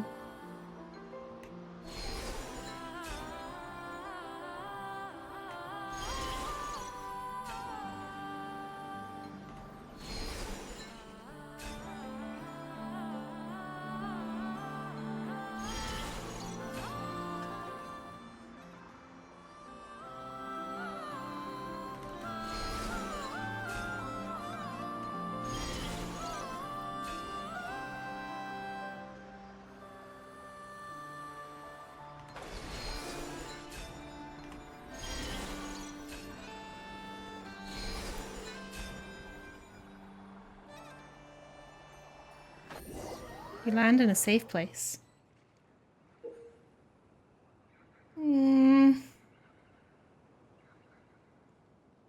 This is so cute. Those shiny things we collected earlier, they look like pictures. But where's the proof of the cognoscenti? Paimon doesn't see anything like that at all. Maybe someone already swiped it. If someone already took it, then that guy was leading us around all this time, wasn't he? Ugh, that's it. That's one score we've got to settle. Not that we can do anything about that right now, though. Let's go back first. You're too late. You didn't find the proof of the cognoscenti up there, did you? Huh? How did you? Sure, but we found something more precious still. More precious? Impossible. Judging by that smug look he's wearing, he probably found the proof ahead of us. Might as well try to trick him here. Oh, you want me to play along with your little act, then? Well, there are 5 proofs of the cognoscenti, after all. Nor would locating the great treasure be a simple affair, even after one collects them all. So I would hardly be surprised if something in Papa Wrench's collection could far surpass a single proof in value. Such an item exists? Of course. You could call it priceless, even. Paimon has no idea what Harley's up to, but this isn't exactly a lie, right? Memories are priceless. Besides, just ask Tolfin or something. He'd pick what we've got over the proof for sure. And what would a wandering merchant like him know? Aha! I get it now, brat. You're bitter because you lost, aren't you? You're upset that I didn't need to play your little game to get the treasure. I happen to be in a good mood, so I'll pass this advice to you for free. Forget about the rules. People who stick to them hardly ever get the life they desire. Fortune favours those who think outside the box, like me. See? You did all that work in the end. You still couldn't find the proof of the cognoscenti. Shorik takes out a pristine and opulent goblet. It is hard to believe that it also belonged to Papa Wrench's collection. Now, it is indeed true that one of the 5 proofs of the cognoscenti is a goblet. But as far as I know, that one is in the Fatui's possession. Or was, before someone stole it from them. Me. Oh, and would you look at that? It's right here in my backpack. It seems your fate and Reed Miller's were destined to intersect. The proof that Papa Wrench found was a mask, and he would often let the children play with it. As for this goblet, I do believe it's a gift the caravan leader brought from Snezhnograd. But Papa Wrench never could bring himself to use such a precious thing. It's valuable, of course, but nothing compared to the proof of the cognoscenti, which in turn makes it even less valuable than the treasure Harley found, I fear. That's impossible. It appears even a seasoned collector such as you can be mistaken at times, Mr. Shesternin. If it sets your mind at ease, you're free to find an appraiser for it when you return to Novokitishgrad. Where is the real proof of the cognoscenti, then? No, forget that. What's the treasure you spoke of, kid? The one you claim is a superior find. You may have beaten me, but I shan't accept it until you show me what you found. Huh? That's... The picture and memories might be priceless to Tolfin, but could we really say something like, this is the most valuable treasure, without embarrassing ourselves? Yeah, why not?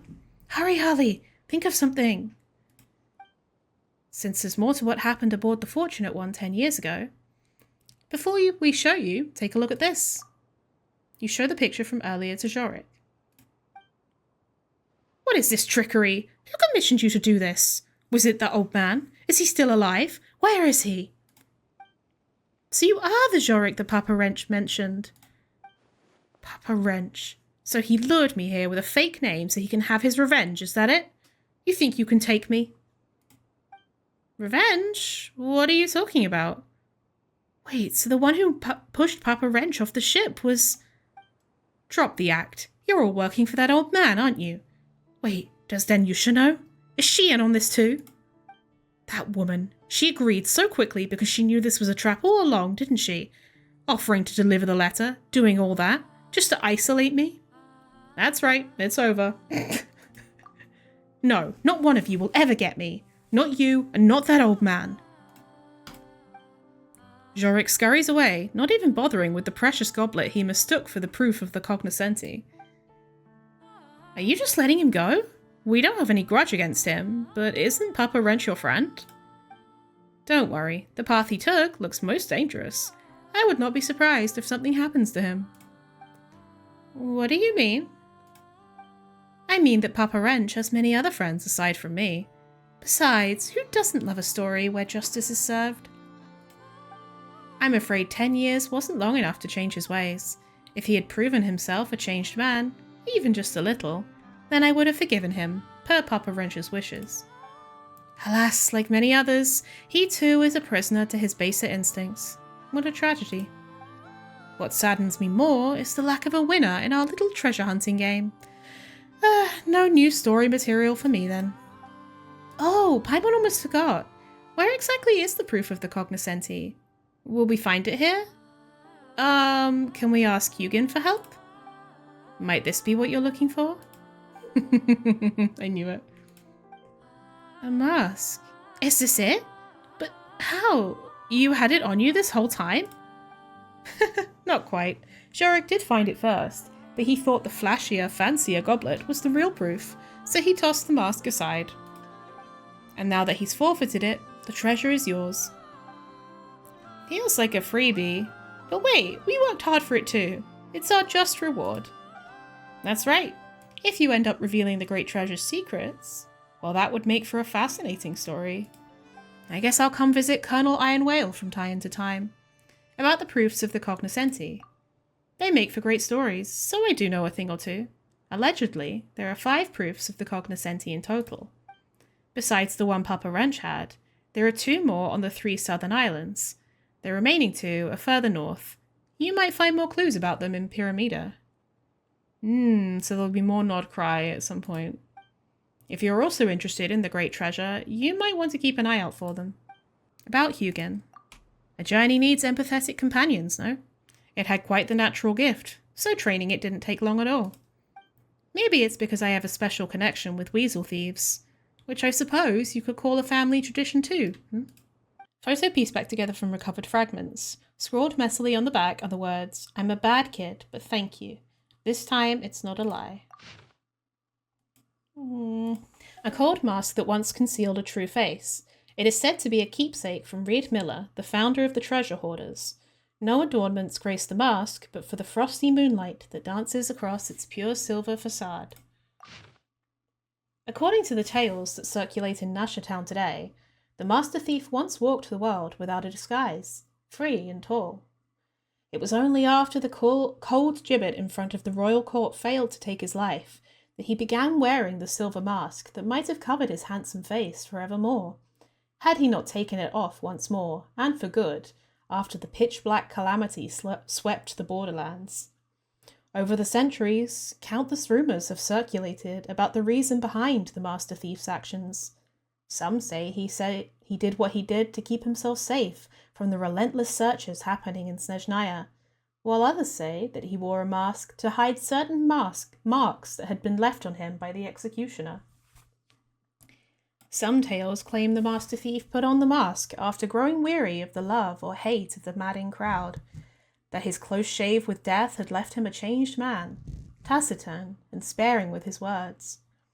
No matter the truth, the Master Thief's silver mask has become his symbol, and combined with the spectacular heist of countless treasures at the Borderland Governor's Palace, its legend has become as golden rain to the poor, nourishing their sleep with countless lovely dreams. You once prayed to the gods, to your masters, but none answered your wails. That is because the gods are just as helpless. Just like us mortals, they are trapped in the mortal world beneath the moon. They cried out in horror and despair, but none heard them. Brothers, the gods can save no one. Like us, they couldn't even save themselves. All we could do was take pity on each other. The thief who wore the silver mask held the gods in open contempt, scorning the empty fame that the nobles vied for so desperately. To the taciturn thief, both the Northland Tsar and the mistress of the Frost Moon deserved his contempt and silence equally, until that rush of moonlight poured from the high tower, incinerating both the silver and the resolve reflected in her eyes. Where did he go? What brings you here? Oh, I'm waiting for Zhorik. Do you know where he went? We agreed to meet back here with his friend from Nasha Town. But they haven't shown up. I'm worried that something might have happened to them. Tolfin did advise against taking this route earlier. Should I tell the truth about Zhorik and Papa Wrench? If you see Zhorik around, could you tell him that I'm waiting for him here? There's something about Zhorik that I must tell you. You tell Danyusha everything that happened.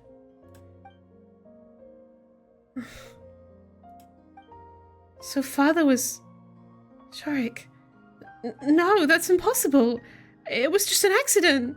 And father... Why did you have to tell me all this? I always thought I had no chance of recovering what was lost. Shorik did surround himself with questionable people, but father always told me to be compassionate. He wouldn't have agreed to our marriage otherwise. We are in some trouble now, but I believe we can make it through. I've spoken too much. Maybe I should go find him instead of waiting here. Yes, I should do that. Farewell then, kind soul. Regardless of what happens, thank you. Water-stained nautical records. The wind and waves are calm today, and the ship is making steady progress. For the moment, everything is normal. We should reach port in 20 days. Everyone's in good spirits. Well, apart from a few new shore huggers found slacking off and gambling down in the cargo hold. Lavisa caught them red-handed. If Hark hadn't intervened, she'd have cracked their heads open like eggshells. Hopefully, they'll learn a lesson from it. The shield of a shield maiden isn't just some mantelpiece. In the end, they were docked 3 evenings' rations and ordered to scrub the deck for 3 days straight.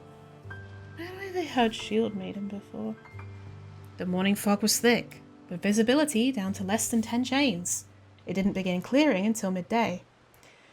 We encountered a ship from the north, made of metal and sitting low in the water. She looked like a big un. Grettir decided to draw us near and say hello. After negotiations, both sides came to a satisfactory agreement. While we were there, something unexpected happened. Lavisa was visiting their captain when she smashed a hole in the deck and uncovered a hidden compartment. Inside was the legendary proof of the cognoscenti. Though I've not the foggiest how a feather is supposed to lead us to some great treasure. We've almost arrived at those notorious waters. There's something not quite right about these winds, and the waves grow ever more turbulent. Everyone on deck needs to stay alert. We've given wine and bread to the sea, but Grettir's still worried, so he made an offering of Mora, and even some iron coins, though where they came from is beyond me. Hopefully it's enough to guarantee safe passage. Probably led astray by the wind and waves, there appear to be no few ships that don't belong here following this treacherous route. We discovered a long plume ibis on the stern deck, dead. This isn't... They crashed, huh? But I bet the proof of cognoscenti is here. If they crashed. Rip to them, though. It's hard to see where this leads, and what's with all the mist? Kinda wonders what's on the other side of this mist. Ooh, like a ship sailing through the fog. Harley, do you feel okay? Paimon's getting a little dizzy over here. Huh, Paimon thinks she just heard someone talking. Ooh, ghosties. Mama's in the sheepfold. Don't be scared, don't be worried. Take my tattered cloak. Dance now, don't stop. Aha, here's the last thingy. Salme, Salamea, where are you? Salme, please, say something. I'm so worried. How could this be? It's like she's a totally different person. She's become a monster. I found an awesome new job. It's not like I've never worked as a private tutor before, but nodkrai's upper class families, well, you know what they're like. But Miss Salme is totally different. Every gesture of hers radiates the elegance of true nobility. Though her elder twin sister, Salamea, is a bit more mischievous. But what child doesn't love pranks at her age? I do hope they'll grow closer. To see these young ladies blossom into perfect gentlewomen, why, it would be my greatest pride.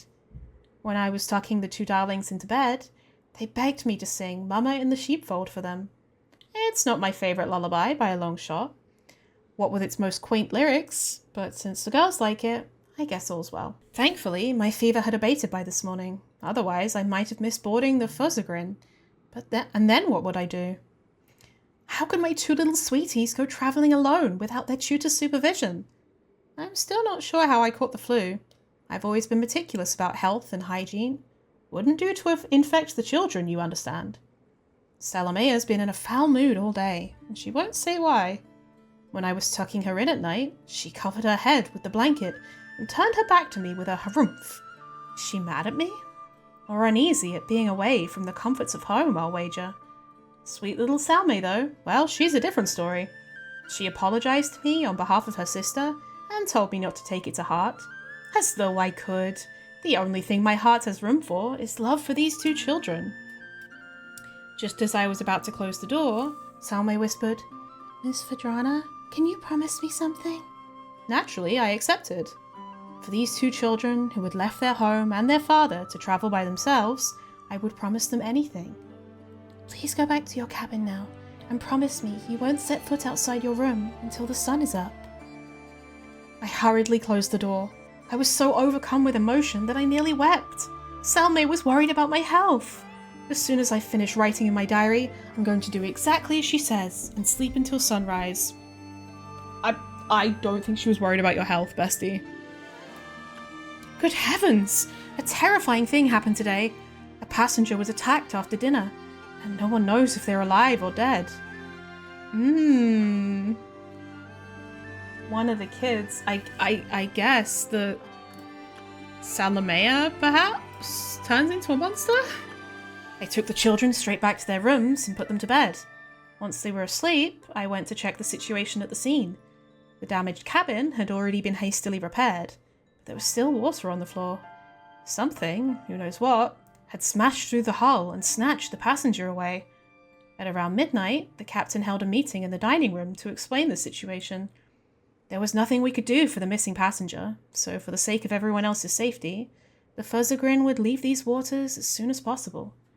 I went back to check on the children. Their cabin sits toward the center of the ship, so as long as they didn't leave, they would be safe from whatever lurked outside. Perhaps due to worry, I hardly slept a wink. I got up to check on the children, only to discover they weren't in bed. My heart seemed to stop for a moment. I ran up to the deck to find the chief mate and had him inform the captain. He gave me a very peculiar look, as though he thought I were insane. Not that I cared how he viewed me. All I could think of was the children's safety. After about 10 minutes, the captain arrived. His tone was reassuring as he told me he was organising a search. He assured me the children must have gotten curious and decided to explore the ship. He said there were only so many places they could be. It wouldn't take long to locate them. He completely ignored whatever beast it was that had taken that passenger, and was probably still nearby. It appeared the children's safety was in my hands. I scoured every corner of the ship until I finally found Salamea beside a cargo crate in the hold. Thank the stars! She seemed surprised to see me. I rushed forward and embraced her. Poor Salamea was wearing nothing but a thin sleeping gown. Her hands were freezing. I took off my coat and wrapped it tightly around her. I rubbed my hands together and cupped her shivering cheeks, asking her if she knew where her younger sister was. She looked at me with an expression I can barely describe, but didn't say a word. After a long while, she raised her hand and pointed at the cargo crate behind me. It was locked from the outside. When I opened that crate, I swear my heart skipped a beat. There Salme was, curled up on the floor. She must have been weak from being stuck in that airtight crate for so long. I stretched out a shaking hand and held it to her face. She was still breathing. If we'd have got here any later, I don't even want to think about what might have happened. After taking Salme to the ship's doctor for treatment, I spent forever putting Salamea back to bed. The sky was already beginning to brighten, but I didn't feel tired at all. My mind was racing, trying to think what had happened. Who had locked her in that crate? What had the children done to warrant this sort of treatment? I guess maybe it's Salme as the monster. The ship's doctor said Salme needed more time to recover, so I returned to the children's cabin. Salamea was awake. I knew it might be too cruel for her to think back to what happened, but I had to get to the bottom of the night's events. But when I asked, what she told me shattered my heart. Even now, I can scarcely believe it. As I write this, my hands are shaking. It was Salamea. It was Salamea who locked her sister in that dark prison of a cargo crate. This wasn't just some prank. This was something far worse. She had to be punished. No matter what else may have happened, nothing could ever justify doing something so horrifying. Salamea cried as she begged me to forgive her. She said if she hadn't done what she did, Salme would have left her. She claimed that Salme was the child of a fae. that she wanted to return to the world of her people, that the monster that took the passenger was probably Salme's kin. Nonsense! Utter blather! There can be no doubt that Salme is a human child, no different than Salamea. Though, are there not fae that can transform? A terrifying doubt took root in my heart before I tore it up and discarded it. Salamea's impressionable mind must have been affected by reading unsuitable stories, just like that lullaby, Mama in the Sheepfold. Even now I vacillate. Should I pen a letter to the children's father, informing him of Salamea's wicked deed? I cannot say what doing so would mean for the girl. There is no time left to write today. I shall decide what to do tomorrow. Oh. More creatures.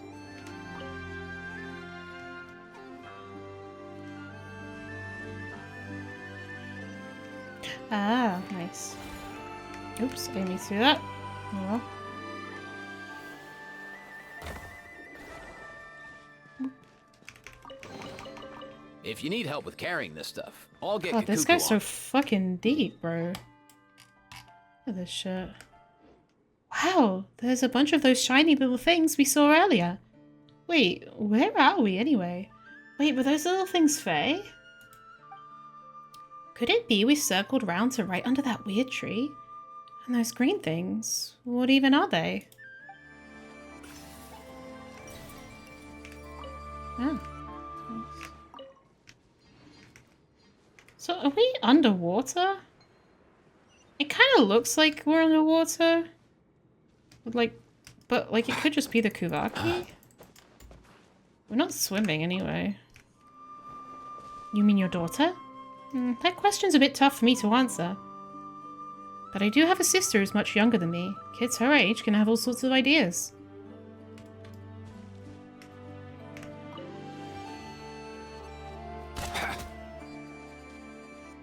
Captain won't help us? Chief Stanilov? Looks like this fortunate one we boarded isn't so lucky after all.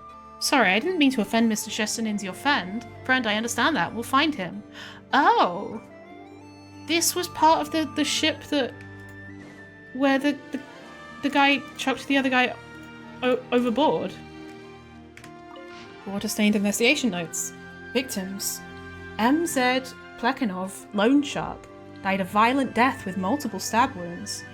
V.T. Yakub, head of the Black Spruce Trading Company, died in a freak accident, buried by an avalanche.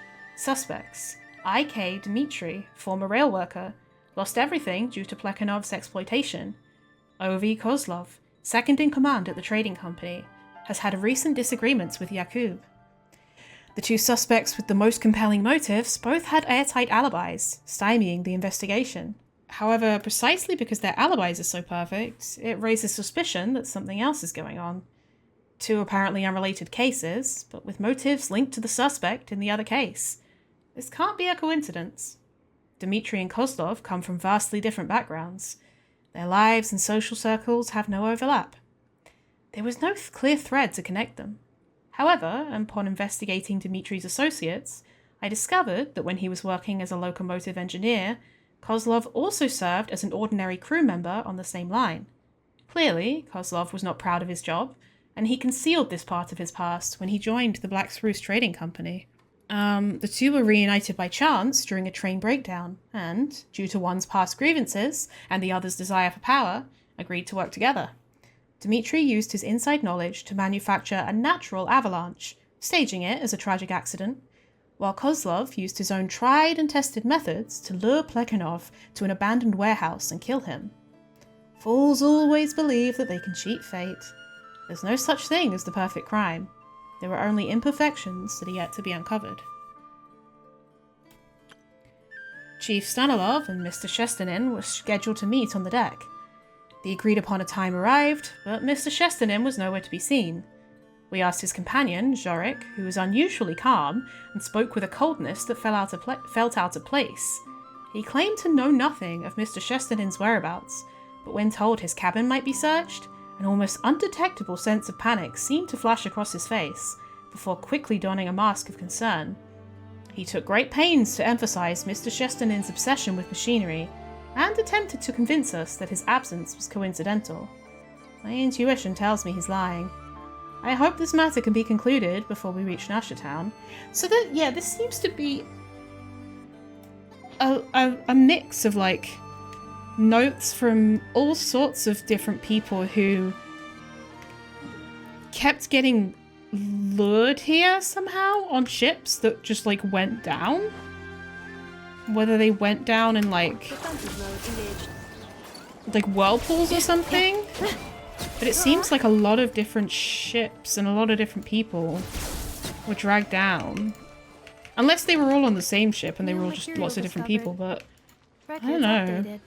Weird.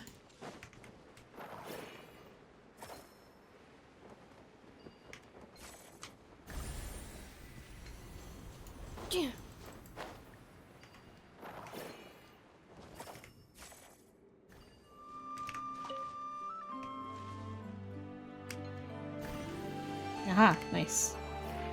So.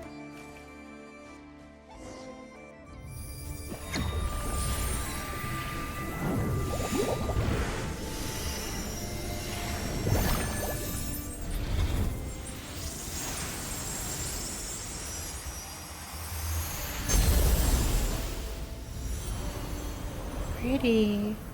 Oh yeah, we never did go talk to that guy.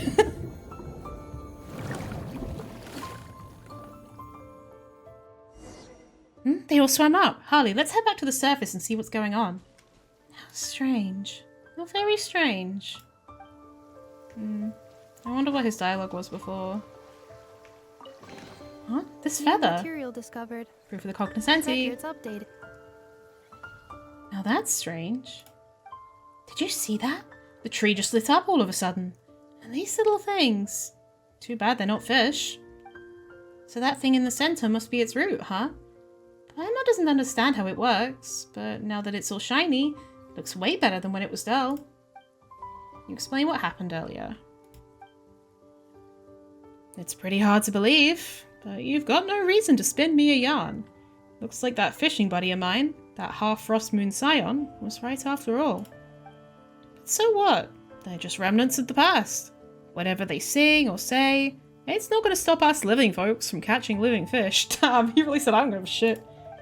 Anyway, you folks are treasure hunters, aren't you? That thing you picked up earlier. This is the proof of the cognoscenti? It looks like an ordinary feather. A trader I know once said that if you collect 5 proofs of the cognoscenti, you'll uncover the great treasure east of the moon and west of the sun. So that not just be in the middle? Who knows if it's true? Still, a lot of treasure hunters seem to believe the stories. They're all rushing after it like crazy. Well, it's treasure after all. If you ask Paimon, she's kind of curious too. If I were 20 years younger, nah, even then I'd still be out here fishing. That said, another day, another empty bucket. Another day, another empty bucket. What are you doing here? Fishing. No, so far, I've only caught things that aren't fish. If it were knickknacks from shipwrecks, that'd be fine, because traveling merchants would buy those. I once pulled up a boot with half a...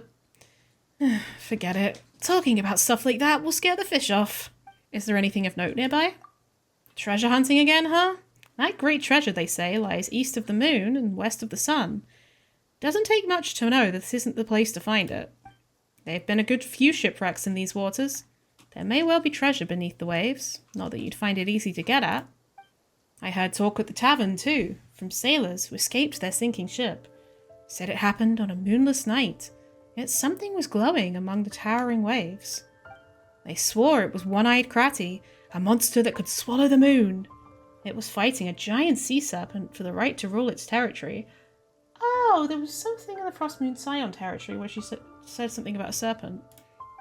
For a long time after that, this whole stretch of ocean stayed as dark as ink. No ships dared pass through. They all feared the lost souls beneath the waves would drag them down. Whether those souls still linger on, who knows for sure. Either way, I can't see them. He's like, I don't fucking care. About that tree. It's cursed. There used to be a whirlpool here. Yep. The sailors called it the Eye of Krati. And one day, this tree just started growing right out of it. And that wasn't the only strange thing that happened around that time. Tracing it all back, it all started with those rocks falling from the sky. Who knows? Maybe this tree is from the same place. Oh. Yeah, so I guess that's why all the Kuvaki is here. When, like, the moon rocks fell, the ancient moon's remnants fell. And the whirlpool was what dragged all the ships in. Then there are those little shiny things that appear every now and then. Rare as you like those are. I figured there might be new kinds of fish too. That's why I came out here, to try my luck. I used to have a fishing buddy who came out here too. But he said he kept hearing strange singing. It spooked him so bad he never came back. Only half a Frost Moon Scion, that one. But he inherited every one of their odd little habits. About the proofs of the cognoscenti. The proofs of the cognoscenti, the great treasure that lies east of the moon and west of the sun. If you ask me, folks who greedily chase what isn't theirs rarely come to a good end. Take the Atlas, for example. I heard Captain Grettir was bewitched by all that talk of treasure. In the end, he met his fate at the bottom of the sea. And the treasure? It's not like it stayed buried with him. All that fuss for nothing. Never thought we'd find the proof of the cognoscenti in a place like that, all thanks to Captain Grettir's guts. If he were any other way, he wouldn't deserve to be captain of the Atlas. Darn it, Lavisa's fallen overboard! Hark! Where's Hark? No, the Atlas won't sink. It doesn't end for us like this. A feather as dark as night. It is said to be a keepsake from Reed Miller, the founder of the treasure hoarders.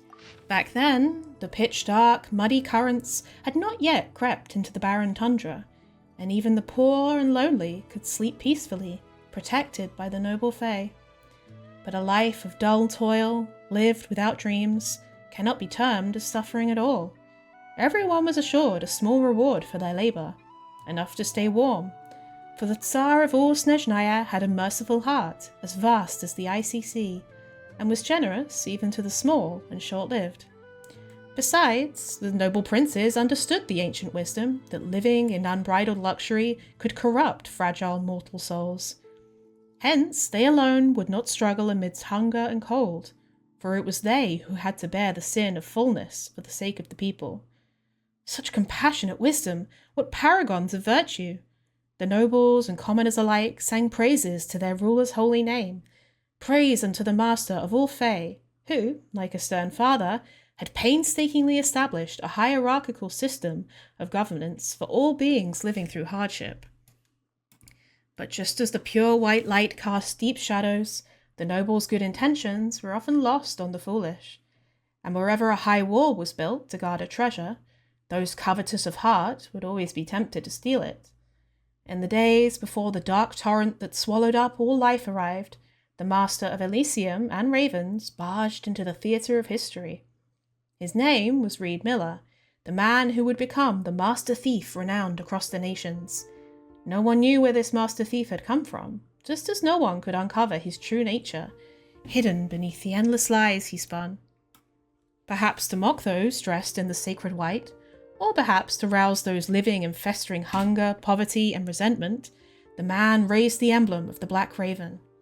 He gathered the forsaken and the despised, and preached bold blasphemies to the very first band of treasure hoarders.